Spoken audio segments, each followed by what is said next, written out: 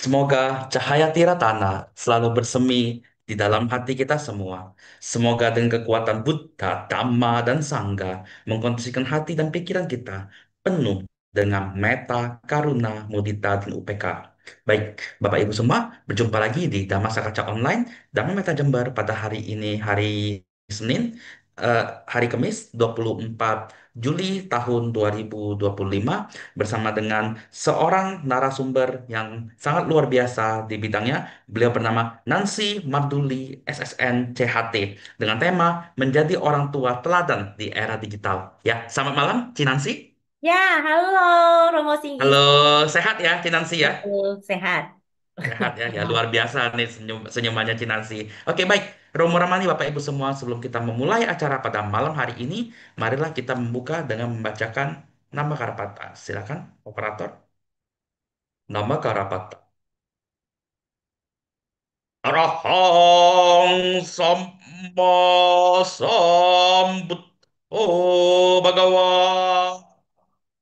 Buddhang Pakawantang Abhiwademi. Sang Bagawa yang Maha Suci, yang telah mencapai pencerahan sempurna. Aku bersujud di hadapan Sang Buddha, Sang Bagawa. Swakat oh Bhagavata Dhammo Dhammang Namasami. Dhamma telah sempurna dibabarkan oleh Sang Bagawa. Aku bersujud di hadapan Dhamma. Supartipanno Bhagavato Sawaka Sangho Sanghang Namami. Sangga sesudah Sang Bagawa telah bertindak sempurna. Aku bersujud di hadapan Sangha. Ya, baik. Berikutnya kita akan mendengarkan sebuah nada yang akan dibawakan oleh Saudara Gunawan. Silakan. Terima kasih Romo Singgi. Pembacaan Kitab Suci Dhammapada Bab 12 Syair 158. Atanamewa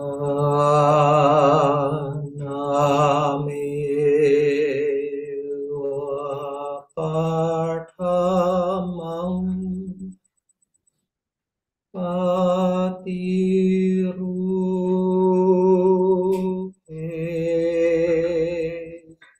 Niwe Saye Adhanya Manusa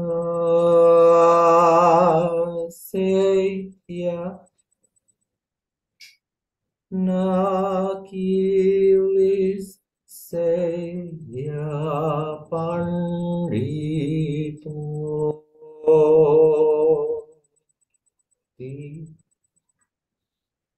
Hendaknya orang terlebih dahulu mengembangkan dirinya sendiri dalam hal-hal yang patut, dan selanjutnya melatih orang lain.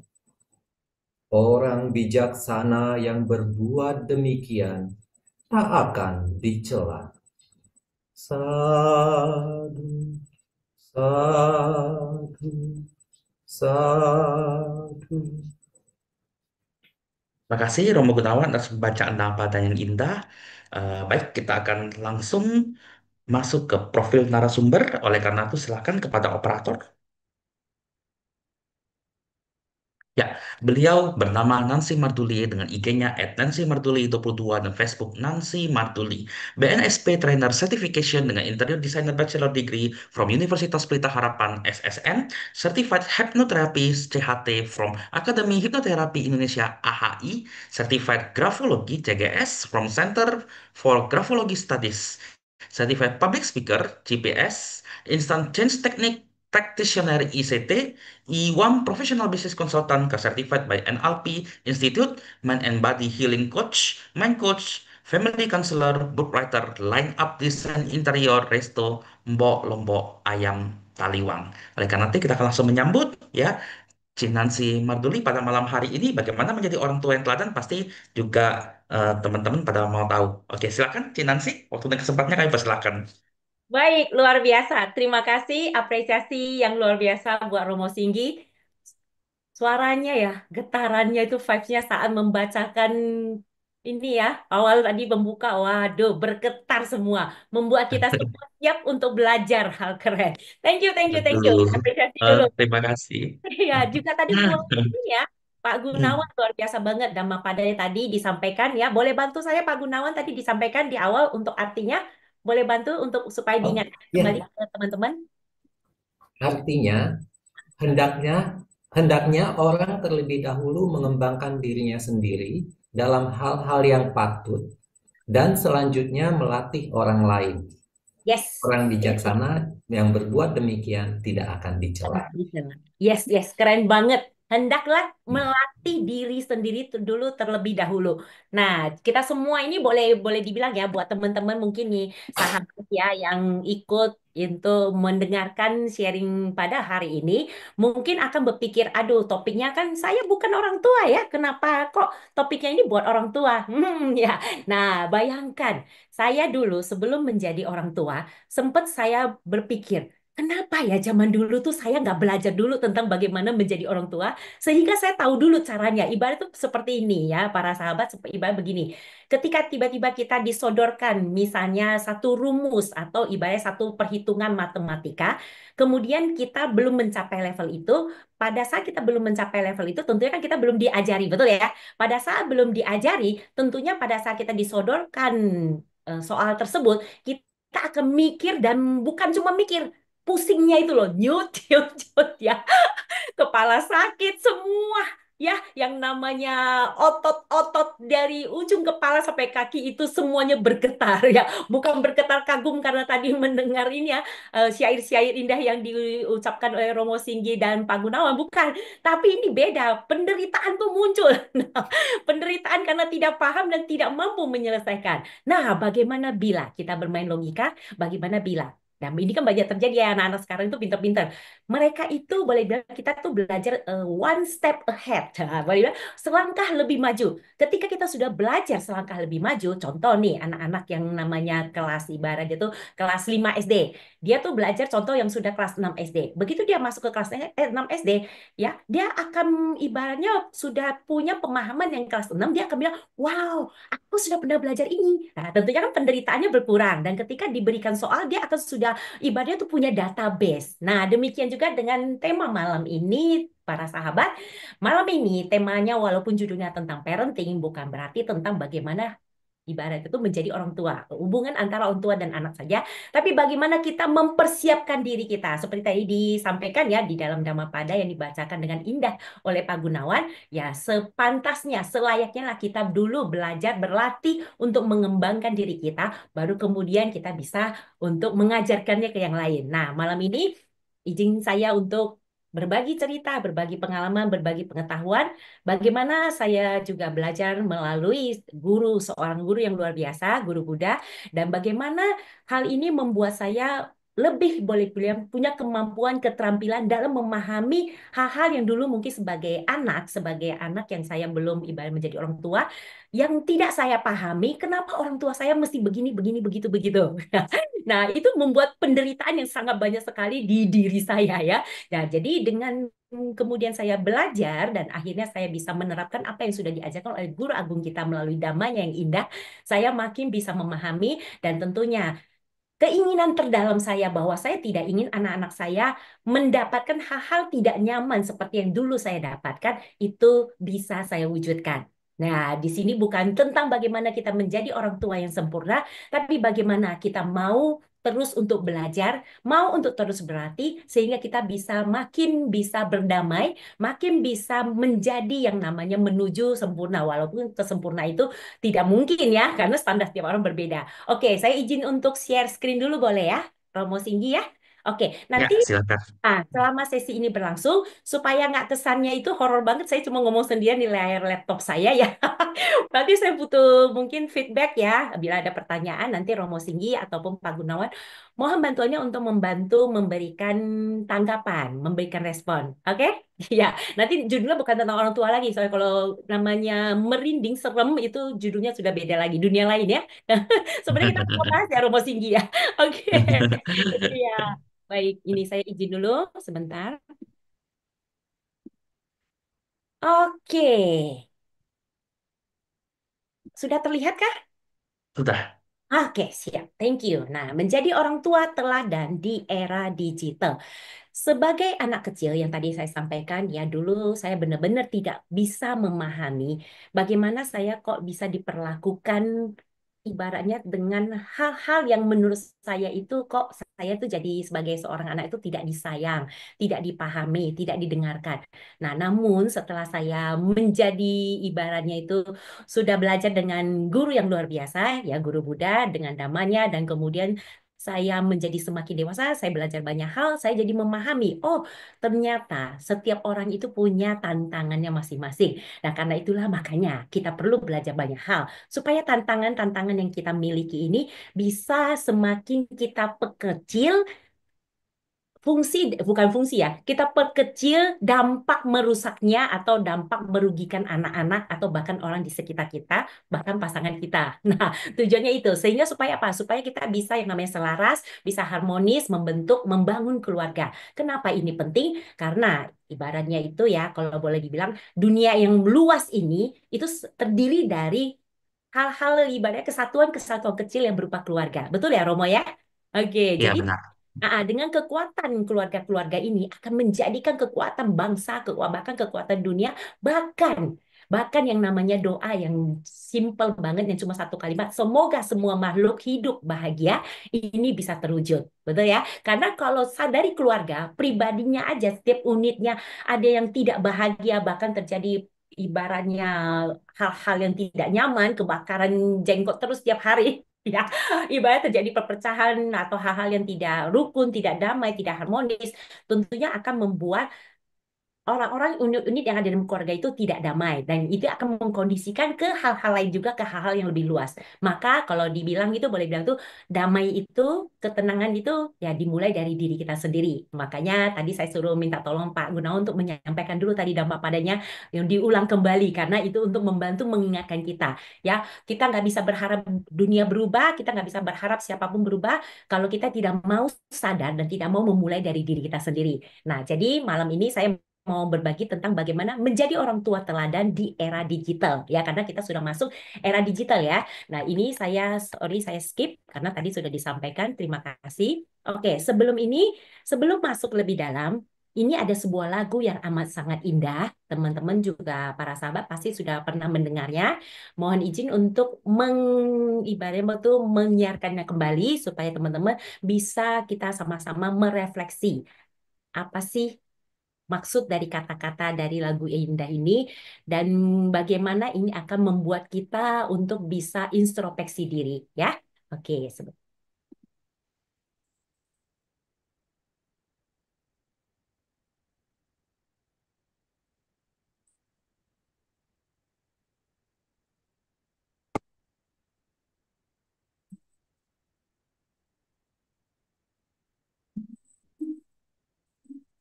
Suatu saat kan dengan kau, aku sudah tak ada lagi di sampingmu. Nanti mengapa begitu menyebalkan yang ku di matamu? Nah, jika saat nanti kau telah hidup sendiri dan dunia ternyata tak seperti harapanmu. Ku ada di sini menjadi rumah yang selalu menanti kepulangan. Kau menjadi orang tua seperti aku yang ingin anakmu bahagia dengan hidupnya.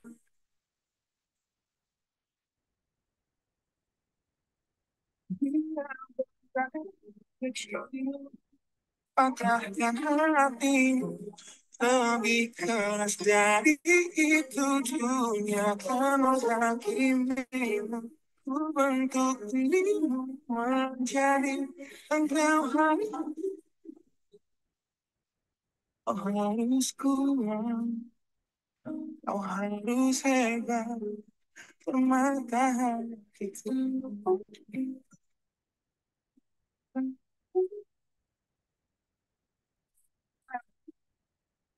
Dan tiba waktu kau harus tentukan janji yang mungkin tak selalu jadi dan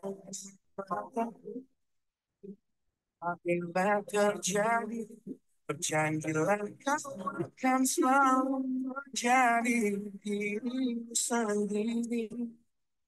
Kelak kau menjadi orang tua seperti aku, yang ingin anakmu berkuasa atas hidupnya. Bila bentang kecil patahkan hatimu, lebih keras dari itu dunia akan menghakimi. Untuk dirimu menjadi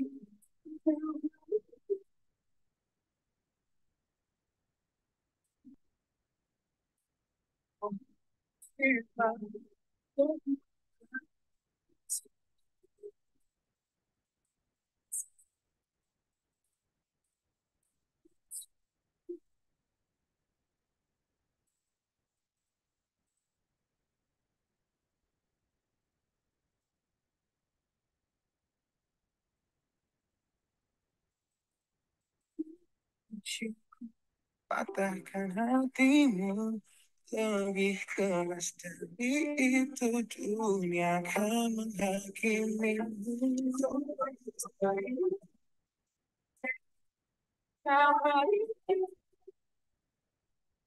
Kau harus kuat, kau harus hebat, aku dan kepadamu yang kau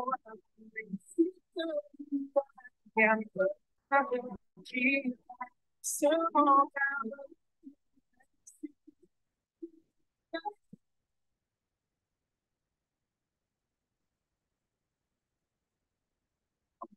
semoga kau harus indah, kau harus kuat, pemaafan.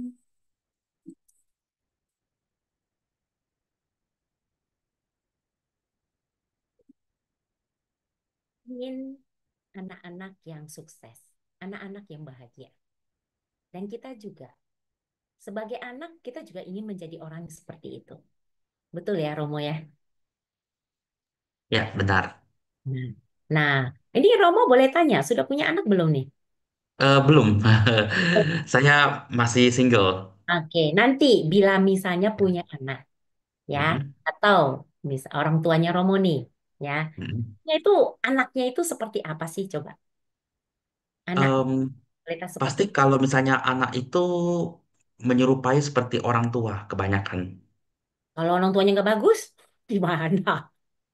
Kalau orang tua yang nggak bagus, kemungkinan pada awalnya anak itu juga nggak bagus, tapi tergantung sama lingkungannya. Kalau misalnya dia, menurut saya gini, tergantung siapa antivirus di kalangan anak tersebut. Jika antivirusnya itu adalah orang tua itu sendiri kayak gitu, itu jadi dia ngikutin orang tuanya. Tapi kalau misalnya dia tahu orang tuanya nggak bagus dan dia ketemu dengan lingkungan yang bagus, nah mungkin temannya atau lingkungannya yang jadi antivirusnya sendiri itu. Kalau menurut saya seperti itu. Perubahan maksudnya bisa dimulai dari siapa saja ya, berarti bukan dari orang tua Yes. saja.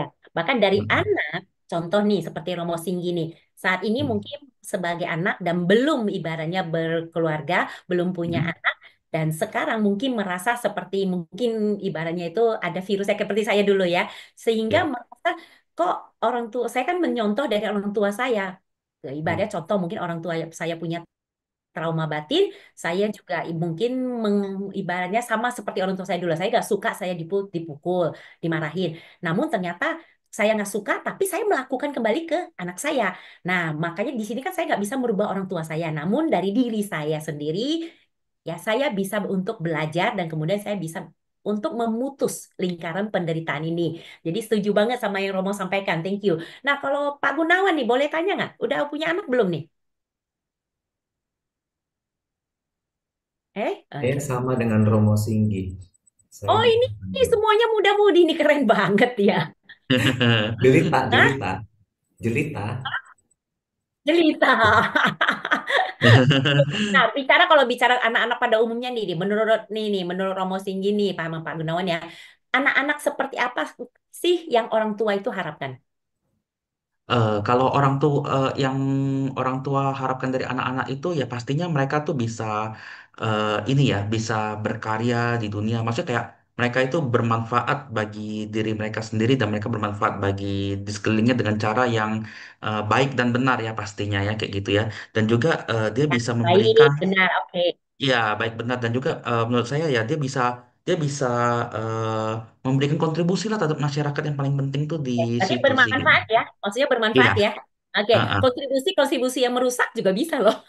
bener juga sih. Ya kan? Ada kontribusi, Iya. kontribusi yang membangun, ada juga kontribusi yang merusak. Nah, yang mana dulu nih? Ya kan? Ya, yang tentu Heeh, hal baik. Jadi seperti ini, mungkin ini kualitas-kualitas yang umumnya diinginkan oleh orang tua bahwa anaknya itu menjadi baik, jujur, rajin, percaya diri, menurut, sopan, pintar dan sebagainya. Itu tadi yang sudah disampaikan kualitas-kualitas baik, betul ya? Demikian juga kita sendiri juga kita ingin kualitas-kualitas baik seperti ini, ya kan? Nah, namun tidak dipungkiri kadang-kadang kita juga boleh dibilang itu lepas kendali ya. Kadang ibarat boleh dibilang tuh kesadarannya nggak boleh dibilang tiba-tiba tuh redup sehingga akhirnya melakukan hal-hal yaitu tadi kontribusi yang merusak ya. Merusak diri sendiri terutama. Oke, nah umumnya seperti ini. Ini semua pengen yang kualitas baik. Nah, mari kita lihat ya kalau bicara mengenai teladan, sebenarnya teladan ini apa sih?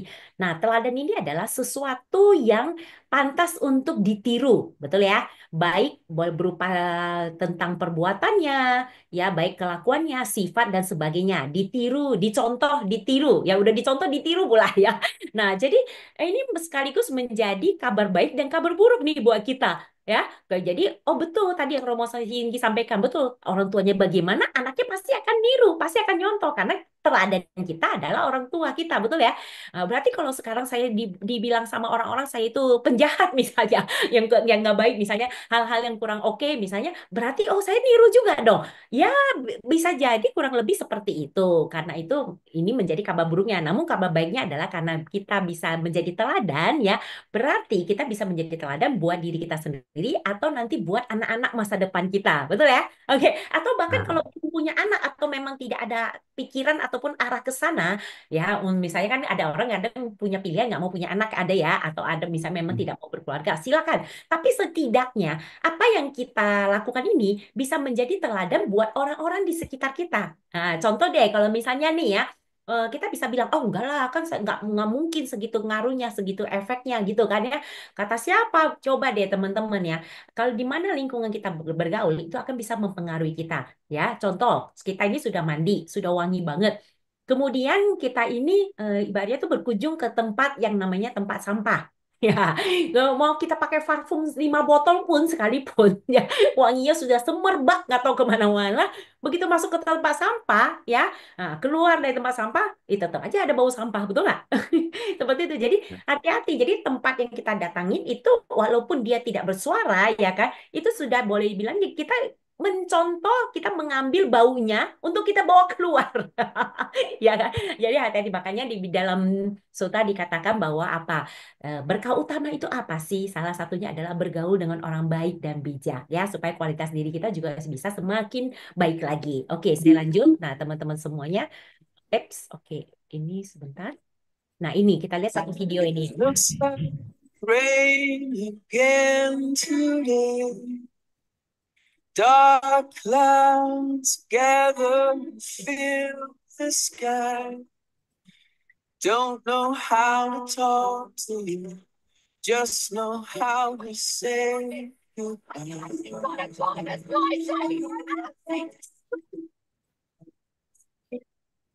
Where you came from?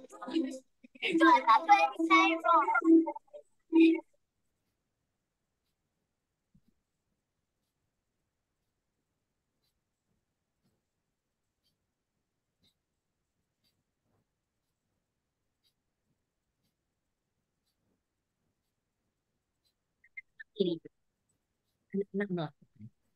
Jadi ini kabar baik sekaligus kabar buruk ya. Jadi teman-teman kita bisa menjadi agen perubahan baik atau agen perubahan buruk di dunia ini. Semua dimulai dari diri kita. Nah, terutama sahabat yang mendengarkan sharing ini bisa dimulai dari diri kita. Nggak apa-apa, mungkin kita pernah terlahir, kita mungkin terkondisi di lingkungan yang kurang baik seperti tadi tempat sampah, bukan berarti tempat sampah itu buruk ya, bukan. Maksudnya kita mengasosiasikan saja, menganalogikan saja, anggap baunya itu kan bau yang tidak semua orang suka, setuju ya? Ya nggak ada yang bilang masuk ke tempat sampah, baunya enak sekali, nggak ada, ya kan? Jadi boleh bilang itu kan maksudnya menyakiti indera pembauan kita, sehingga kalau boleh kita kategorikan itu sebagai sesuatu yang kurang nyaman lah buat manusia ya. Ya, jadi tergantung kita mau jadi agen perubahan baik atau agen perubahan yang tidak baik. Nah, teman-teman, kabar baiknya dan kabar buruknya juga bahwa di era digital ini ya, teman-teman, kita tahu semua informasi apapun itu gampang banget diakses. Nah, jadi dengan adanya kemudahan informasi, teman kayak saya zaman dulu ya, saya kalau mau bikin clipping ya, clipping ya, namanya Pak Gunawan Romo Singgi apa namanya clipping ya, clipping. Clipping ya, clipping. Clipping, kok jadi Kipling mah merek tas ya. Ya, clipping ya. Bikin clipping itu kan jadi kayak misalnya nih contoh mau bikin scrapbook ya, itu kan harus ada ngumpulin nih tentang Nusantara. Nah, jadi ada tuh saya kumpulin nih budaya misalnya budaya daerah Sumatera, apa-apa aja ya kan ya. Dia punya pakaian daerah, makanannya. Nah, itu saya tuh harus berusaha payah itu boleh dibilang itu berusaha lebih keras lagi saya harus berusaha ngumpulin artikel. Ya, artikelnya itu dari ibaratnya media cetak. Itu bisa berupa koran, bisa berupa majalah. Nah, itu kan butuh upaya sekali. Nah, zaman sekarang gampang banget. Era digital ya kan. Kita semua cuma tinggal masukin ke handphone. Nah, habis itu tinggal di print. Nah, kabar baiknya itu ya semua gampang banget. Jadi kalau misalnya kita mau kasih contoh ke anak-anak, mau kasih lihat bahayanya ini, bahayanya berteman dengan yang gimana, itu juga mudah. Namun ya ada juga ya semua hal itu pasti ada baik dan buruknya. Jadi seperti disampaikan guru kita bahwa sebenarnya semua itu netral, tergantung bagaimana kita menggunakannya. Ya kan? Jadi teman-teman semua contoh ibaratnya kalau boleh bilang handphone deh ya Romo Sigit. Handphone ini sebenarnya dibilang bermanfaat baik atau bermanfaat buruk? Handphone em, bermanfaat baik ya. Tergantung teman sih bermanfaat baik atau buruknya. Kalau temennya pencuri, mereka bilang mencuri itu kan baik kan kayak gitu kan. Oh, Jadi maksud saya tapi kalau alat, kalau saya maksud saya alat handphonenya, alatnya. alatnya, kalau alatnya baik. Kalau Oke, alatnya tuh membantu yakin. lebih tepatnya, bukan baik sih membantu, tapi membantu mempercepat Oke, proses. oke. Heeh. Yakin nggak itu alatnya baik? Kalau alatnya netral. Netral ya kan karena kalau Ya. handphone ini saya misalnya lagi marah sama orang, kemudian saya nggak sadar diri ini handphone itu sebenarnya bisa bermanfaat, saya gunakan ini buat nabok orang, buat mukul orang, ya tentu alat itu jadi nggak baik ya kan. Jadi Betul, alat yang betul. untuk merusak itu maksudnya. Nah, itu kita perlu Hmm. mengembangkan kesadaran, apalagi kesadaran di era digital ini. Nah, teman-teman kita lihat era digital itu seperti apa sih perubahannya? Ya, bagaimana dahsyatnya teman-teman kita lihat ya. Tiap pagi mungkin kita bangun karena dengar suara alarm di HP kita. Sambil melek di pinggir kasur, buka HP dulu, update media sosial, dan sehabis mandi langsung berangkat ke sekolah naik ojek online, dan kalau mau jajan tinggal pesan makan. Semua lewat HP kita. Tapi pernah nggak sih kepikiran kalau di zaman dulu semua teknologi ini emang belum ada? Terus gimana sih rasanya hidup di zaman sebelum teknologi yang kita kenal ditemukan? Jadi lebih enak mana hidup di zaman sekarang atau tahun 50-an? Pastinya banyak yang jawab lebih enak zaman sekarang. 70 tahun yang lalu jelas belum ada internet, belum ada YouTube, video ini, dan tentunya belum ada smartphone. Tiap pagi dibangunin sama jam waker. Kalau mau nelpon orang kita harus pakai telepon ribet yang mesti diputar-putar. Kalau mau dengerin musik kita harus pakai alat gede ini buat mainin piring yang gak kalah gede. Berangkat pergi mesti jalan kaki, kalau jauh baru naik delman. Sungguh sangat ribet. Tapi manakah sekarang benda-benda ini? Bagaimana bisa semua hal yang ribet ini dimasukin ke HP kita yang kecil? Jadi, ceritanya ada revolusi yang dipimpin sama teknologi digital. Sebelum revolusi ini, penyimpanan data masih berbentuk analog atau bahkan manual. Buat ngirimnya juga belum canggih-canggih banget. Tapi dengan teknologi digital ini pastinya semuanya jadi lebih cepat dan praktis. Tapi bayangin dulu kita nyimpen data-data masih ditulis di kertas, sedangkan satu CD bisa nyimpen data sama dengan 19 meter tumpukan kertas. Dan akhirnya zaman sekarang kita udah biasa banget nemuin memori 1 tera. Padahal kalau dijadiin tumpukan kertas juga bakalan setinggi Gunung Everest yang ditumpuk 3. Ini karena semua data direkam dan dikirim dalam bentuk kode angka. Dan semakin teknologi terus maju dan maju, semua ujungnya ke satu penemuan yang penting banget, internet. Munculnya internet bikin perkembangan teknologi melesat kencang. Dulu buat nonton film kita harus ke bioskop dan ngantri panjang banget buat beli tiket. Sekarang kita tinggal buka HP dan pesen tiket online. Bahkan udah ada ribuan film siap ditonton lewat sentuhan tangan. Untuk belanja dan bertransaksi, kita nggak perlu lagi ke bank buat ngambil uang. Di zaman dulu pun bank itu pakai sistem barter alias nggak segampang transaksi di hari ini. Sekarang ini ibaratnya bank pun udah masuk ke HP kita. Dan karena smartphone udah bisa ngelakuin apa aja, banyak juga orang yang punya lebih dari satu. Saking banyak pengguna HP, kalau semua smartphone aktif di dunia dijejerin, barisannya bakal muterin bumi 10 kali. Sungguh sangat banyak. Jadi, kalau di sisi teknologi, emang zaman sekarang menang telak. Yang dulu perlu banyak tempat penyimpanan harus ke sana kemari, atau harus nunggu lama, sekarang ada semua di HP kita. Asal jangan sampai kecanduan stalking sosial media mantan tiap malam. Dan seperti biasa, terima kasih.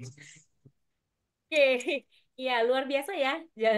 Di era digital ini bener-bener tadi yang bagaimana yang zaman dulu teleponnya pakai kabel panjang terus kalau itu mesti muternya bulat gitu muter. Iya sekarang cuma ibaratnya pakai pakai suara aja ya, pakai suara aja tinggal misalnya mau call Romo Singgi, weh, Romo Singgi lah, langsung ngomong aja, twing, langsung keluar.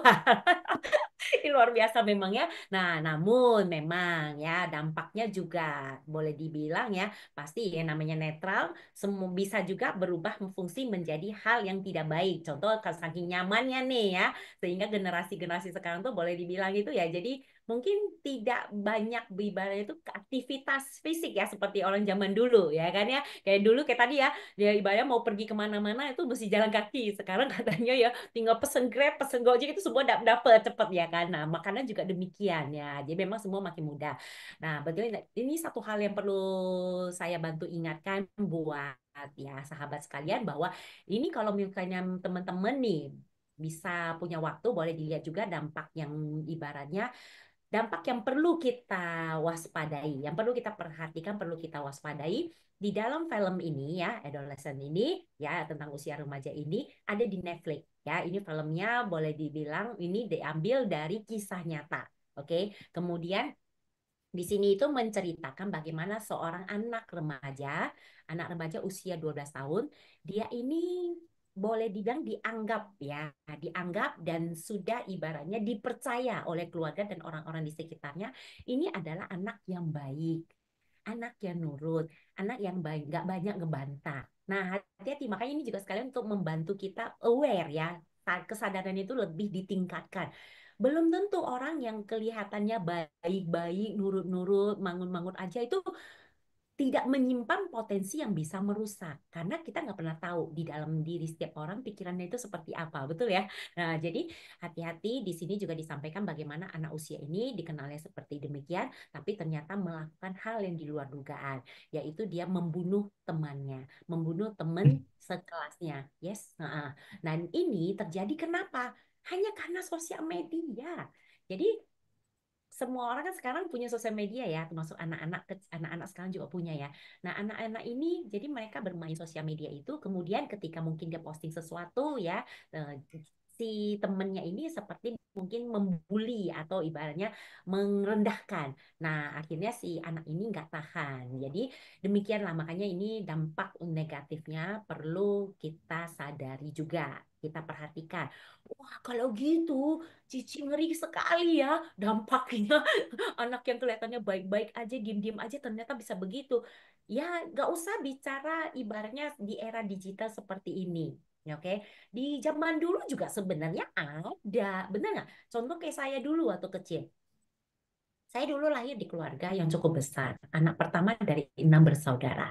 Oke, Di sekolah saya berusaha ibaratnya tuh mencari yang namanya prestasi dengan niat tujuan supaya saya itu disayang orang tua. Di saya artikannya berbeda. Saya artikannya adalah saya tidak dipukul, tidak dimarah.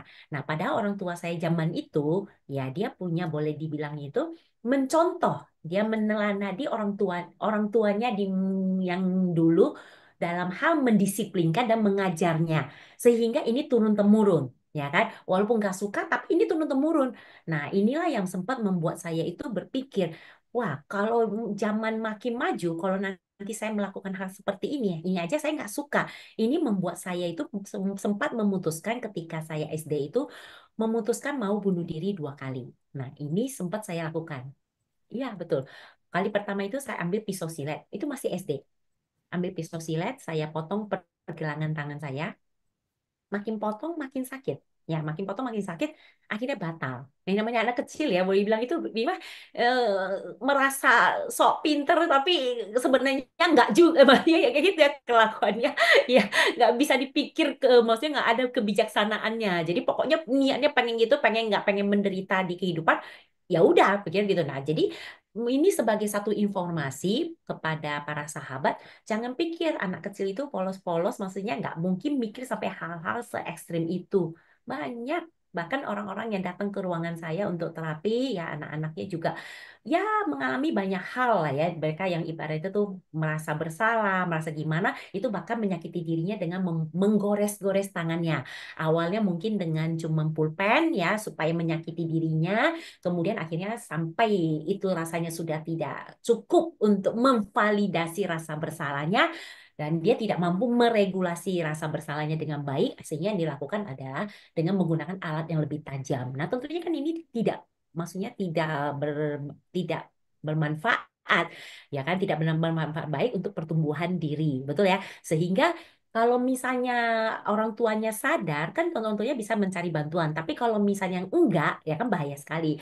Nah, demikian juga makanya teman-teman semuanya, walaupun ibarat kita belum menjadi orang tua, belum punya anak, setidaknya kita punya pengetahuan ini, dan mungkin aja kita punya teman atau saudara atau siapa yang memiliki problem, kita bisa membantu untuk men-sharingkan kepada mereka. Dan tentu ini merupakan hal baik, betul ya? Dan kita punya pengetahuan tambahan, itu tadi seperti tadi disampaikan di awal.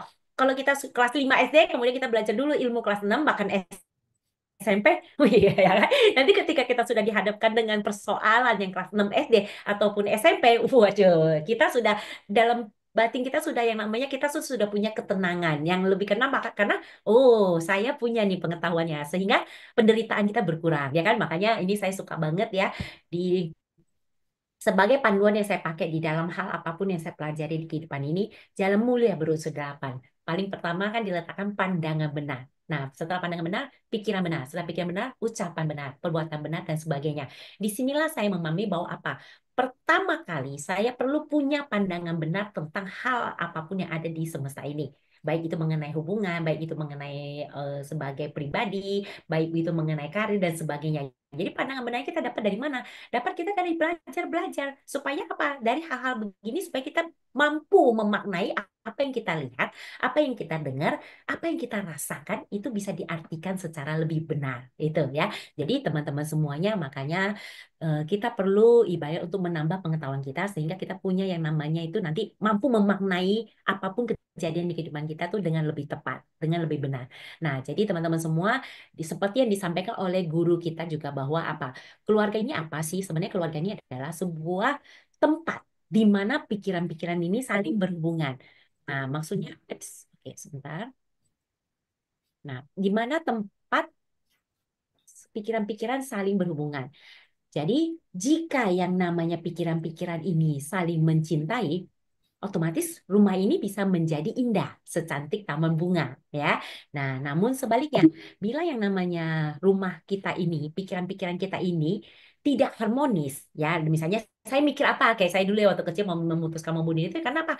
Saya mikir sendiri, orang tua saya mikir cara dia, dan kita tuh ibaratnya boleh bilang pikirannya itu nggak harmonis. Jadi tidak memahami apa tujuan baik yang dilakukan orang tua itu sebenarnya demi kebaikan saya, nggak bisa memahami. Contohnya tadi kita lihat video tadi ya, betul ya. Nah, orang tua tuh sering ngomong, saya ya saya tuh memang sudah begini. Dari dulu tuh memang saya sudah begini. Nah, disinilah kita perlu sadar bahwa apa? Kita bisa menjadi teladan baik buat anak kita. Kalau pengen anak kita itu rajin belajar, coba cek dulu diri kita sendiri. Kita sendiri suka nggak belajar, ya kan? Contoh jangan-jangan kayak gini nih, bilang sama anak-anak belajar, tapi kitanya sendiri pegang handphone, main game terus, ya kan? Ya, ya itu kan tentu nggak selaras. Anak itu lebih ibaratnya itu akan lebih dominan itu mencontoh daripada cuman dinasehati. Nasihat itu masuk hanya cuma sepersekian persen aja, tapi begitu dia melihat, dia akan mencontoh lebih nyata. Contoh seperti tadi, video tadi yang disampaikan, betul ya? Ya, kita bisa ngomong mana? Ngomong sama orang tuh harus sopan, harus dengan suara yang baik, harus dengan kata-kata yang baik. Coba lihat diri kita sendiri. Oke, di dalam pertemanan, di dalam apapun juga, apalagi sebagai orang tua. Kalau kita berbicara sama orang, mungkin pada saat kita lagi tenang, lagi ibaratnya nggak punya banyak problem, gampang, mudah buat kita untuk bersikap baik, bersikap sopan ya. Tapi coba kalau kita tuh lagi dalam tekanan, ya. Makanya dibilang kalau lagi cari pasangan, coba coba deh sengaja, sengaja ditekan maksudnya, bukan? Jadi sengaja supaya bagaimana di dalam kondisi kita tekan ini, bagaimana dia berespon, bagaimana dia bereaksi, karena itu akan menjadi ibaratnya itu kebiasaan. Nanti kita bisa lihat kebiasaan atau disebut dengan karakter ini dari mana sih datangnya, ya. Nah, di sini pokoknya ini kita tahu bahwa apa? Kuncinya adalah ini, teman-teman. Pikiran-pikiran ini, kalau kita mau bentuk keluarga yang harmonis, pikiran-pikiran ini perlu untuk bisa saling mencintai. Ya, oke? Saling mencintai, ada cinta kasihnya. Nah, bagaimana dia bisa ada cinta kasih? Ya, masing-masing dari kita sendiri harus merefleksi diri kita. Ya, terutama sebagai orang yang sudah ibaratnya dewasa. Kalau anak-anak kan itu tadi, kita dulu belajar, kita dulu berubah, baru kita melatih. Ya, seperti tadi disampaikan oleh Pak Gunawan ya di awal ya di dalam Dhammapada ya kan. Oke. Nah, teman-teman, dan kita tahu juga bahwa ini karena pikiran itu adalah pelopor. Kita menjadi seperti apa yang kita pikirkan. Nah, ini coba paham nggak nih maksudnya nih? Romo Singgi, Pak Gunawan boleh bantu untuk mewakili teman-teman? Eh. Ya, jadi mungkin begini, ketika kita memikirkan sesuatu, kita secara tidak sadar itu kita mengatrak ya, kita eh, menjadikan pikiran itu secara realita pelan, pelan, pelan, tapi ke arah sana. Pelan-pelan. Oke. Nah, kalau Pak Gunawan? Ya, semuanya dimulai dari pikiran, dan begitu kita menciptakan pikiran itu, maka Hmm? ada unsur lain wedana yang berfungsi di situ, perasaan, merasakan, dan Hmm? itu akan membuat kita menjadi landasan untuk kita bertindak. Weh, luar biasa ya. Ini kalau seorang terapis yang berbicara tuh ya. Dalam, luar biasa. Oke, keren juga. Ada yang Romo Singgi juga keren. Oke, mungkin saya bantu ini untuk teman-teman para sahabat yang mendengarkan juga pastinya sudah memahami yang disebut dengan pikiran adalah pelopor ya. Karena segala sesuatu itu diawali oleh pikiran. Nah, namun kadang-kadang ada yang nanya nih, kayaknya enggak deh ya Cici, ya Romo ya Pak Gunawan, enggak deh. Kan saya nih contoh ya, saya itu yang namanya tiba-tiba nih ditabok temen saya. Ketika saya ditabok, saya langsung nggak mikir tuh, saya langsung tabok balik. Nah, itu, kan saya nggak mikir dulu katanya. Ya gimana ngejelasinnya coba? Ya mungkin biar gampang kayak gini deh ya. Refleks ya. Hah? Refleks.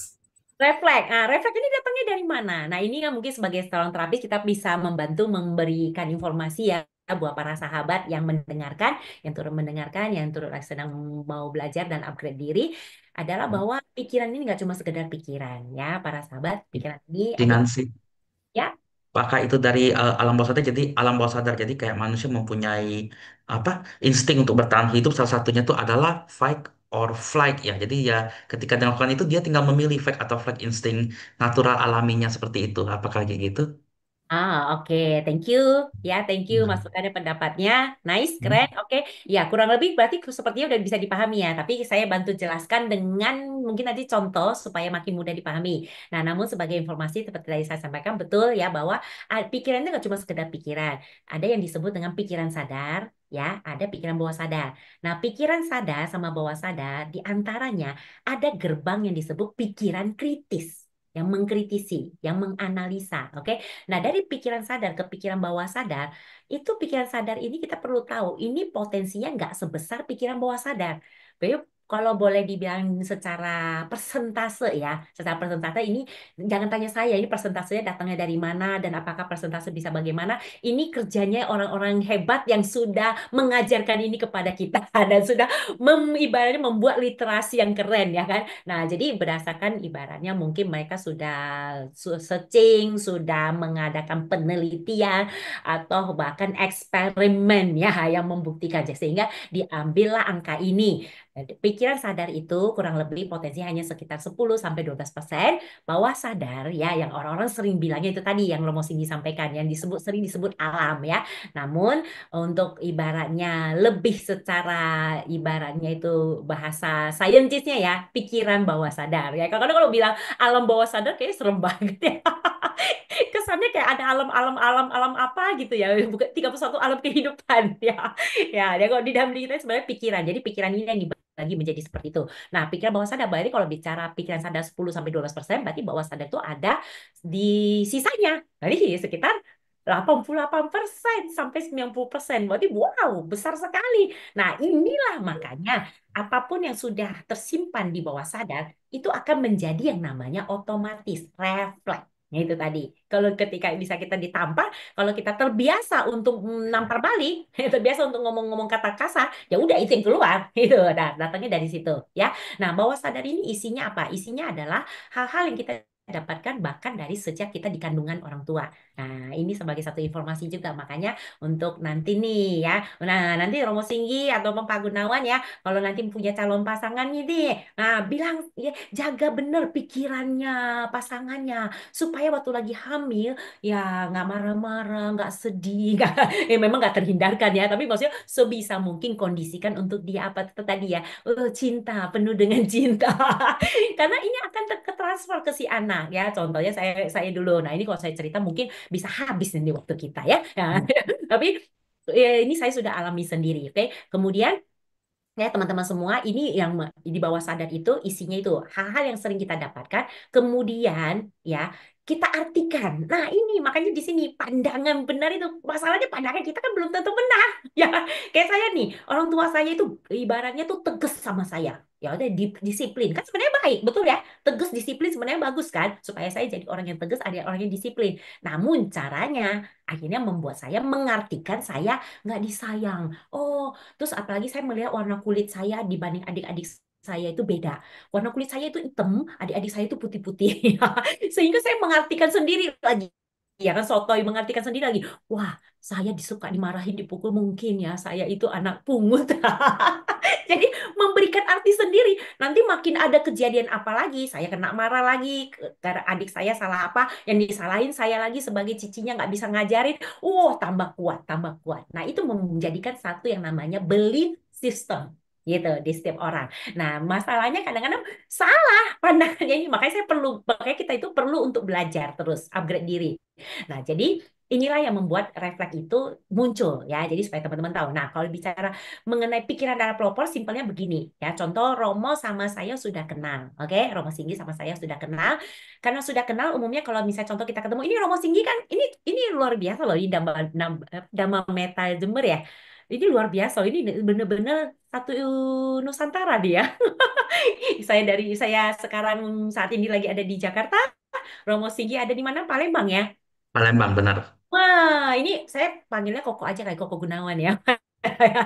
Ya, Koko Gunawan ya, ya Kak. Koko Gunawan di mana kok? Di Bali. Di Bali luar biasa, makanya keren banget ya. Mungkin konon juga operatornya juga di daerah mana lagi ya? Luar biasa, Pak. Jember ya, Jember ya. Kalau Nah, itu di Jember. Jember. Waduh, keren Iya. keren. Keren. Nah, ini makanya. Jadi teman-teman semua, jadi kalau bisa bicara mengenai contoh kita sudah kenal, kemudian tanpa sengaja kita ketemu nih. Contoh ketemu Romo Singgi di Jakarta ya, ya di Jakarta. Contoh lagi berkunjung ke Jakarta, kita tanpa sengaja ketemu di mall. Ini kan sekarang kena tahunya cuma lewat wajahnya, ini kurang lebih tahu Cinensi seperti ini, Romo Singgi seperti ini, Kak Gunawan seperti ini, kurang lebih tahu. Kemudian tanpa sengaja ketemu nih di mall, ya. Tanpa sengaja ketemu di mall, biasanya kita pengen ngapain? Di mall ya, makan. Makan, bukan ketemu orangnya, kemudian apa yang ingin dilakukan? Oh, Pasti pasti pasti nyapa dulu. Cinansi ya, gimana? Aku kenalnya dari ya, Wihara gitu ya. ya. Ah, Kita pernah ketemu loh sharing bareng di Dhamma Meta Jember yang online ya kan Oh demikian ya. iya, Ini pengen benar-benar. ngobrol, pengen maksudnya ibarat Hmm. nyapa nyapa ya kan. Nah, terus Hmm. setelah nyapa harapannya pengennya apa? Harapannya sharing ya, tukar pikiran mengenai dhamma pasti. Ya, disapa balik betul ya. Terus Ya. disapa balik, kemudian pengennya sharing. Tapi Hmm. kita harus spesifik. Disapa baliknya itu bukan yang apa ya lu manggil-manggil gue, bukan ya. Jangan sok kenal deh ya, manggil-manggil saya gak gitu kan ya. Pengennya disapa balik dengan baik, dengan benar tentunya ya kan. Oke. Nah, kemudian tapi kita kita inilah ya karena kita belajar agama, kita tahu ya kita harus banyak berbuat baik ya. Jadi nggak mungkin melakukan itu. Oke. Nah, keinginannya pengen disapa balik dengan baik. Tapi kemudian ternyata saya tidak melakukannya sesuai dengan harapannya Romo Singgi ataupun Ko Gunawan. Yang saya lakukan adalah saya cuek dan lewat saja ketika disapa. Nah, saya mau nanya saat itu yang muncul pikiran atau perasaannya seperti apa? Yang muncul ya. Kalau saya sih seperti ini ya. Saya sih positif. Oh, mungkin orangnya lagi capek atau lagi lesu. Jadi ya ya udahlah kayak gitu. Nah, biasanya orangnya nggak kayak gitu kok. Ah, positif dulu pasti kayak gitu. Tapi kalau udah 5 kali kayak gitu, berarti confirm lah gitu. Toleransinya 5 kali loh Confirmnya toleransinya. apa nih? Confirmnya apa nih? Confirmnya pikiran apa nih?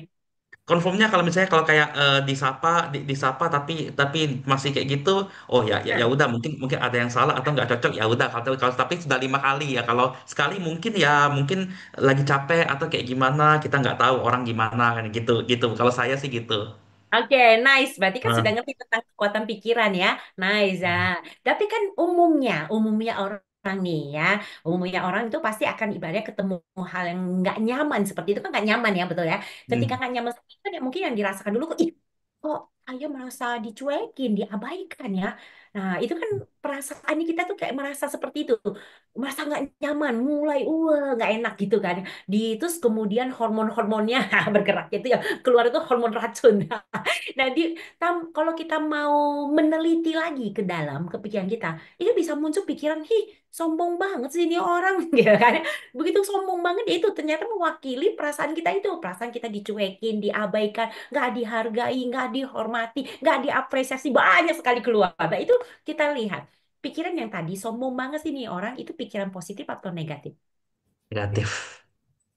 Negatif, pikiran negatif menghasilkan perasaan negatif. Yang tadi disampaikan oleh Ko Gunawan ya, wedananya ya, menghasilkan perasaan negatif. Ketika perasaan negatif akan mampu lagi melakukan lagi melalui pikiran, ucapan, perbuatan, hasilnya pun negatif.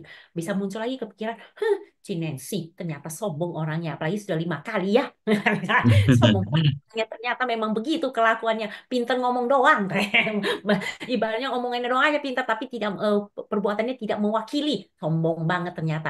Begitu pikir sombong banget, coba cek deh perasaan tadi yang boleh bilang tuh merasa dicuekin, diabaikannya, jadi muncul rasa kesal, marah, ya kan?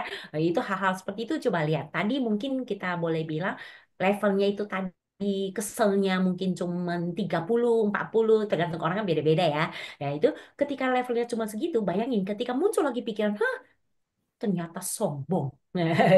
Begitu muncul lagi pikiran begitu, pikiran negatif yang berkembang, muncul coba kita cek lagi perasaan.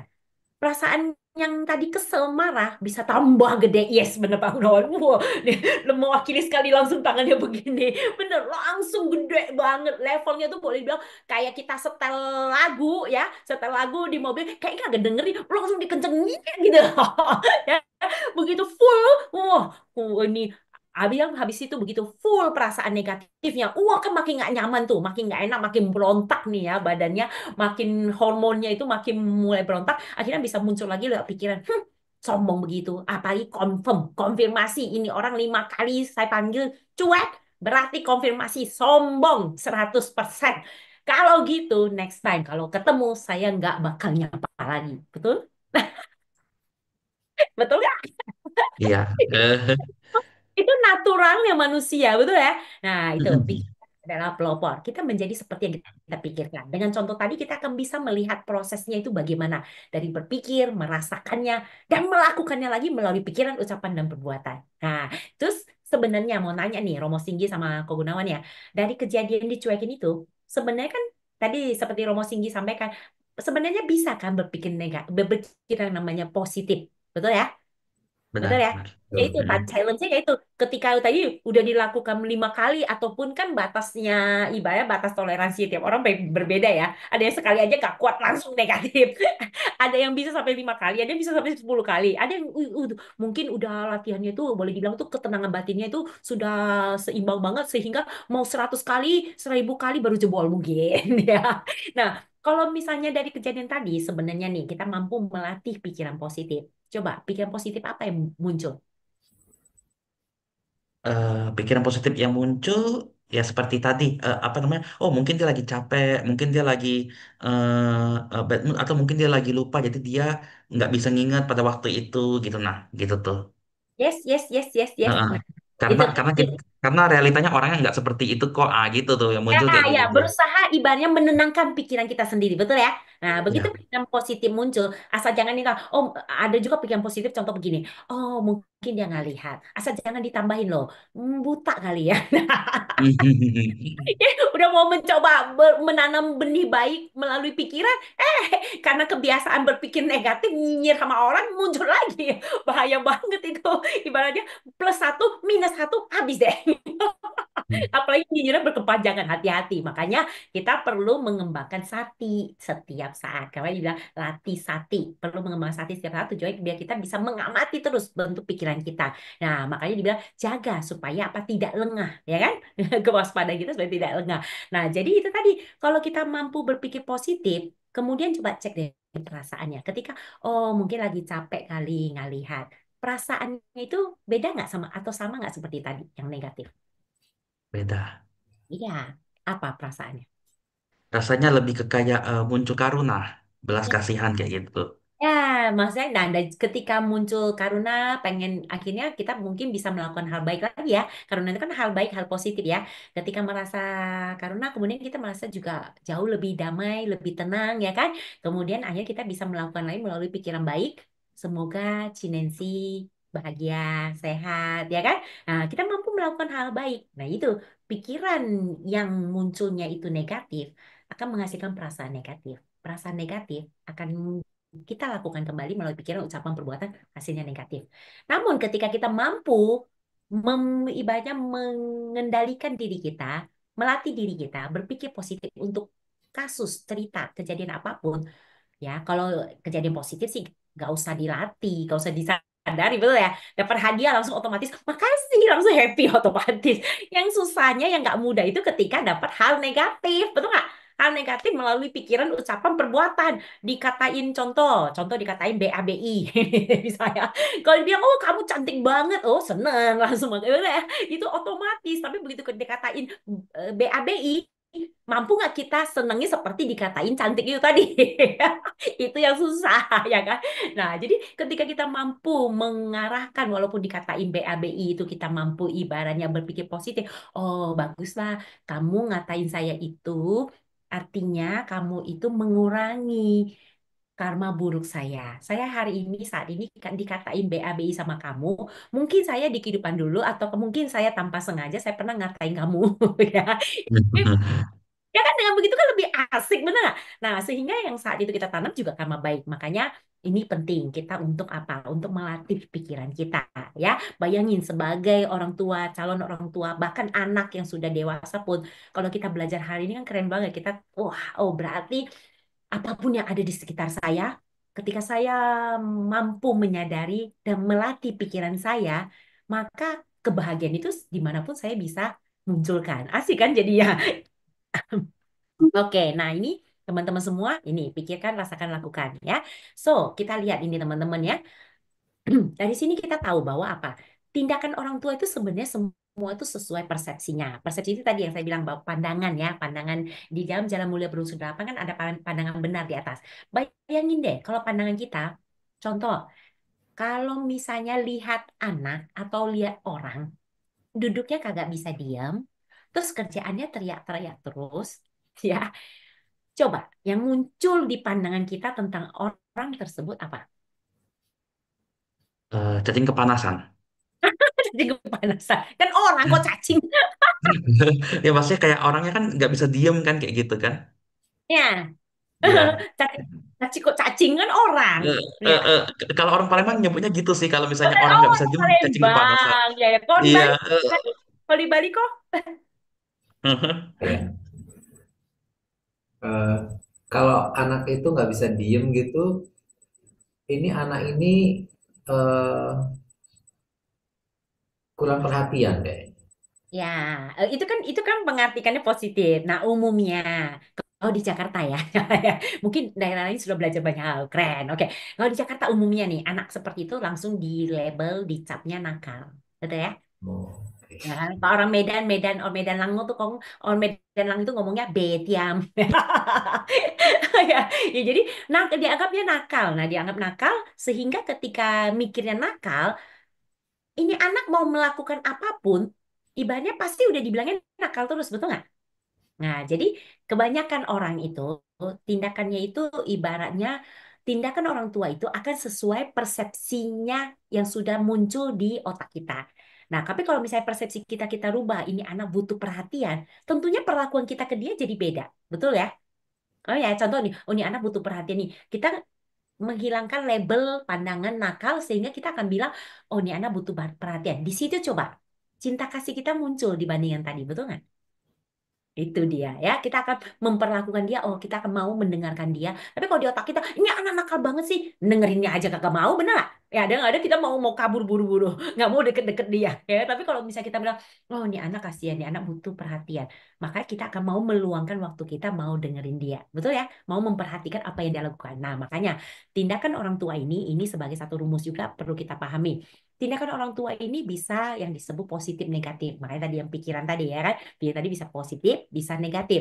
Nah, pikiran yang positif ini dan negatif ini bisa melalui pikiran, bisa melalui ucapan, dan bisa melalui perbuatan. Oke? Dan inilah yang akan membentuk perilaku dan sikap anak. Ya, anak-anak itu sebenarnya boleh dibilang tuh karakternya ya terbentuknya dari ini. Saya kemarin pernah kedatangan kliennya, anaknya umur 13 tahun. Jadi sebelumnya orang tuanya chat ke saya, oh anak saya begini-begini, dianggap bermasalah pokoknya ya. Dia itu tadi label nakal semua di anak ini. Pemberontak, pembangkang, ini semuanya di situ semua. Oke, begitu ketemu anaknya, sebenarnya fine-fine aja, Bang. Bahkan anaknya terlihat smart, pinter. Dan umumnya kan benar ya, anak-anak yang dicap nakal itu memang karena ya dia punya ibaratnya itu punya kepercayaan diri yang cukup tinggi. Betul setuju nggak Pak Ko Gunawan? Benar ya? Pernah hadapi klien seperti itu ya? Oke, kemudian begitu saya lihat seperti itu, kemudian ya udah akhirnya saya tawarkan. Oke, kamu saya panggil panggil anaknya, kamu mau ibaratnya setelah dia sudah trust percaya sama saya ya kan, kemudian saya tanya dia, kamu mau sesi ini kita lanjutkan berdua saja atau sama orang tua? Karena saya tahu dia pasti milih sendiri karena ini anak cukup mandiri gitu loh ya, ya itu rasa percaya diri kan tinggi sekali dan beneran dia mau sendiri. Mama papanya diusir keluar. Dia, udah, aku sendiri aja kata dia, wah pede banget itu anaknya luar biasa. Terus kemudian begitu saya masuk bantu dia masuk ke itu tadi ya ke kondisi pikiran bawah sadarnya, di situ didapatkan bahwa apa ternyata si anak ini sangat tidak setuju, tidak suka dengan perbuatan orang tuanya di dalam mendisiplinkan dia. Nah, sehingga terjadilah pemberontakan di dalam diri dia. Pemberontakan di dalam diri dia membuat dia ini ibaratnya bertingkah seperti apa yang orang tuanya lakukan. Ya, jadi orang tuanya kan ibaratnya kalau dianggap nakal, orang tua ini pasti akan mukul dia. Mukul. Nah, mukulnya itu dengan gantungan baju lah, dengan apapun lah. Bahkan pernah dengan garpu katanya. Makan, disuruh makan kayaknya ngeyel apa gimana. Nah, jadi si anak ini makin lama tuh makin kebentuk, bener-bener makin ngeyel, makin suka ngebantah, makin makin suka teriak-teriak. Nah, ini kenapa? Ini boleh dibilang itu sebenarnya karena mereka ini anak-anak kan bahwasanya belum punya yang namanya kecerdasan emosional yang bagus, yang bisa mengungkapkan perasaannya dengan baik. Dan ketika pengen bercerita, pengen mengungkapkan perasaannya pun, coba kita sebagai orang tua juga kadang-kadang juga ibaratnya banyak kan juga sibuk sendiri kagak mau dengerin, bener ya? Sehingga ya anak-anak ini merasa terabaikan. Makanya di sini penting kita pahami bahwa anak-anak bisa seperti ini, bisa perilakunya A, B, C, D, E, F, ya juga sebenarnya karena dimulai dari orang tuanya sendiri, dari Yaitu sesuai persepsi kita. Kalau kita berpikir ini anak kita nakal, bandel, ya udah akan benar-benar tercipta karakter seperti itu terus. Itu akan jadi kenyataan.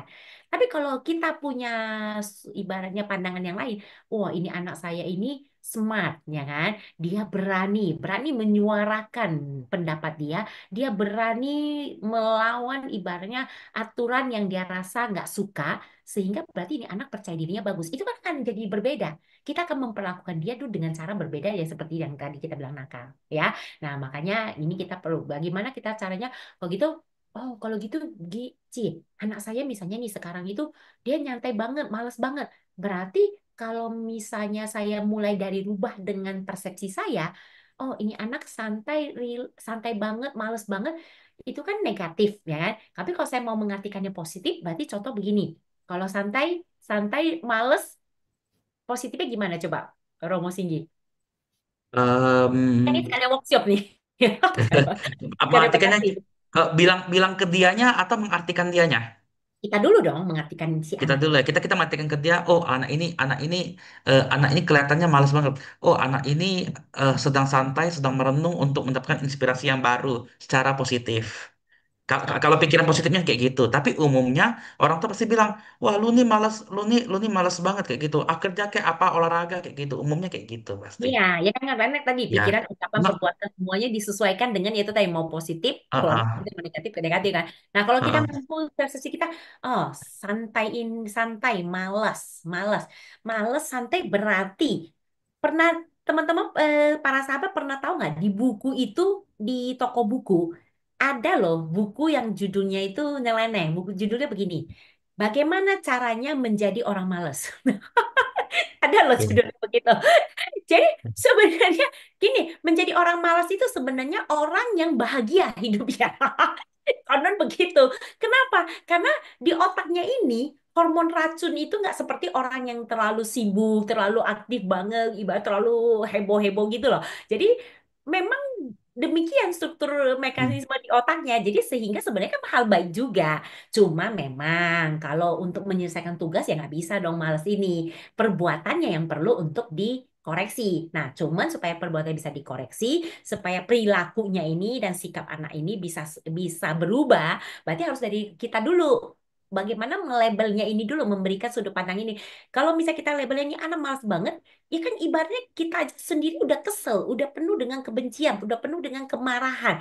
Ya kan tidak ada cinta kasih di pikiran kita. Padahal tadi udah tahu kan, kalau misalnya ibaratnya keluarganya mau seindah taman bunga, mau harmonis ya harus dimulai dari dulu pikiran-pikiran ini saling terhubung penuh dengan cinta itu tadi kan. Berarti kita gimana? Kita ya udah oke.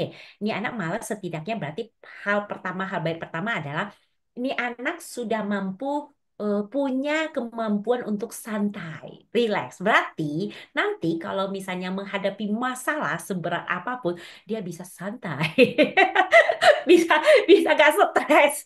Ya kan hal baik Nah, kan? Enggak? tapi ya Kinansi ya, saya pikir juga ada orang tua yang karakter salah satunya kayak dari nenek saya ya, itu nggak bisa kasih orang diem kayak gitu. Jadi kalau diem tuh kayaknya nggak boleh, harus kayak kerja terus kayak gitu loh. Karakter orang zaman dulu ya mungkin ya. Iya. Karena kenapa orang tuanya punya persepsi kalau anaknya diem itu nggak efektif, nggak produktif, ngerti nggak? Males, dianggapnya gitu. Karena sebenarnya persepsi orang tuanya sendiri, ngerti nggak? Itu sesuai dengan zamannya dia. Contoh kayak kayak orang tua saya, dia dulu mendidik kami dengan cara keras karena itu yang dia tahu, itu yang dia dapat dari orang tua dulu. Dengan yaitu teladannya bahwa dengan cara supaya anak saya bisa disiplin, ya harus ditegesin, harus diomelin, harus dipukul, kayak gitu, ngerti nggak?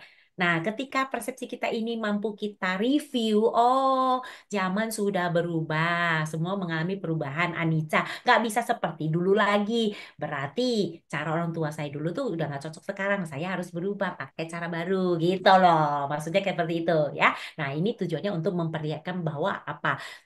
Ini mungkin, tapi memang nggak mudah. Nggak ada yang bilang mudah, ya kan? Semua butuh belajar, setelah belajar perlu praktek, dan dari praktek ini untuk bisa mencapai hasil yang maksimal, yang baik, yang kita harapkan ya tentunya butuh proses. Jatuh bangun pasti, ya kan? Orang naik sepeda aja, naik naik sepeda aja coba deh, Romo Singgi. Begitu dia nggak bisa naik sepeda, kita pengen belajar naik sepeda. Diajarin nih sama orang yang bisa naik sepeda kan? Oh, naik sepeda gampang. 3 step, 3 langkah, mudah. 1, naik ke sadel. 2, pegang stang. 3, goes. Gampang kan? Gampang. Coba naik. Segampang itu. Belum tentu ya. Jatuh, ya kan? Nah, terus udah gitu, coba sebutkan lagi, Romo, untuk naik sepeda gimana? 3 step tadi, gampang kan? Sebutin. Naik ke sadel, pegang stang, goes. Naik lagi, jatuh lagi. Teori itu yang dibilang teori gampang, prakteknya yang susah. Sulit. Itu kenyataan. Makanya di sini untuk menunjukkan kepada para sahabat juga, disinilah perlu bumbu rahasia untuk mencapai kesuksesan. Yaitu yang dikasih contoh teladannya dari guru kita loh, dari guru Buddha, Sang Buddha. Teladannya apa? Beliau anak seorang raja. Tidak dengan meminta, tidak dengan menyuruh, tidak dengan nunjuk-nunjuk supaya dia menjadi seorang Buddha, betul? Yang dia lakukan adalah dia lepas semua, kemudian dia melakukan usahanya, praktek nyata untuk mencapai kebudaannya. Pernah gagal? Pernah, bahkan sampai mengorbankan fisiknya, betul ya? Nah, tapi kemudian di situ ditunjukkan apa? Bumbu rahasianya itu apa? Tidak menyerah. Tidak menyerah, belajar terus, berusaha terus di situ. Betul ya? Nah, di sini berarti oh saya harus seperti Sang Buddha dong, teladan tinggalin semua. Ya enggak lah, kita kan enggak sekuat itu mentalnya ya. Ibaratnya kita sekarang masih bisa makan, masih bisa ini aja. Kita ibaratnya penderitaannya banyak ya. Apalagi tinggalin semua. Ya, dari situ, dari teladan yang guru sampaikan, kita bisa melihat bahwa ketika kita nggak punya apapun sekalipun, it's okay. Yang penting kita mau untuk terus belajar, mau untuk terus berusaha. Itu resepnya, ya. Oke, nah saya lanjut. Nah ini tadi saya sampaikan bahwa ini ada pikiran sadar, ada pikiran bawah sadar, gitu loh, ya. Nah ini teman-teman perlu ketahui. Makanya kenapa apa yang sudah tertanam di bawah pikiran bawah sadar itu akan melekat sangat kuat. Makanya kalau bicara mengenai orang tua menasehati, itu hanya akan masuk di pikiran sadar. Ya anaknya akan iya iya doang dan tetap akan mencontoh nih. Kamu ini ya, nah contoh-contoh. Kalau mau keluar dari WC, matikan lampu. Tapi nggak dilakukan. Kenapa? Karena belum jadi kebiasaan baik di bawah sadar. Saya pernah kedatangan klien ya. Ayah si orang tuanya ini bilang, ini nih anak saya nih ya, pelupa banget. Terus saya tanya, oke, apakah ibu pernah lupa? Saya bilang gitu. Iya pernah sih, tapi dia keterlaluan katanya. Baru sedetik, baru ini lupa. Oke, contohnya gimana? Saya tanya. Contoh nih katanya. Ya, baru aja kasih tahu. Nanti kalau turun, bawain jam tangan mama. Oke, begitu turun kagak dibawa. Iya iya, tapi kagak dibawa. Katanya gitu seperti itu. Oke, saya bilang pertama, lupa itu kan manusiawi. Betul ya? Kita kan perlu terus untuk melatih. Nah, kemudian kamu anaknya kan ibaratnya itu anaknya sudah masuk ABG. Kalau kamu pakai cara yang sama dengan cara ibaratnya nyuruh ngarahin ini kan nggak sesuai dengan mekanisme fungsi otak ya kan padahal kita tahu bahwa pikiran sadar ini ya maksudnya yang baru tahu ya oke tahu bahwa pikiran sadar itu hanya 12% bahwa sadar itu 88% sehingga yang namanya dia sudah menjadi karakter lupa dari kecil sampai dia usia segitu ya itu nggak akan mudah untuk berubah. Contohnya aja lah kayak seperti misalnya nih Romo Singgi kebiasaan sebelah kanan mejanya itu ada tempat sampah pastinya kan buang ke situ terus betul ya. Suatu Hmm. ketika dipindah. Begitu dipindah sama pembantu atau sama orang rumah, pasti kan kelabakan nyarinya, betul nggak? Betul. Pasti habis itu, ayo, ini kenapa sih dipindah? Karena kenapa? Kayaknya ada pemberontakan di bawah sadar kita, kayak nggak biasa. Nah itu kebiasaan. Nah makanya dari informasi ini berarti kita tahu bahwa kita perlu mengajarkan sesuatu itu, melatih sesuatu itu dengan kesabaran supaya ini menjadi kebiasaan. Ya, oke kayak tadi ingetin lampu ya udah ingetin terus sampai dia benar-benar bisa berubah. Dan bila perlu teman-teman karena pikiran ini menangkapnya itu lebih kepada gambaran, contoh ya, maka teman-teman ini perlu ibaratnya menjadi teladan. Lakukan dengan contoh supaya benar-benar masuk ke bawah sadarnya. Ya, oke. Nah ini juga nih contoh nih seperti ini ya.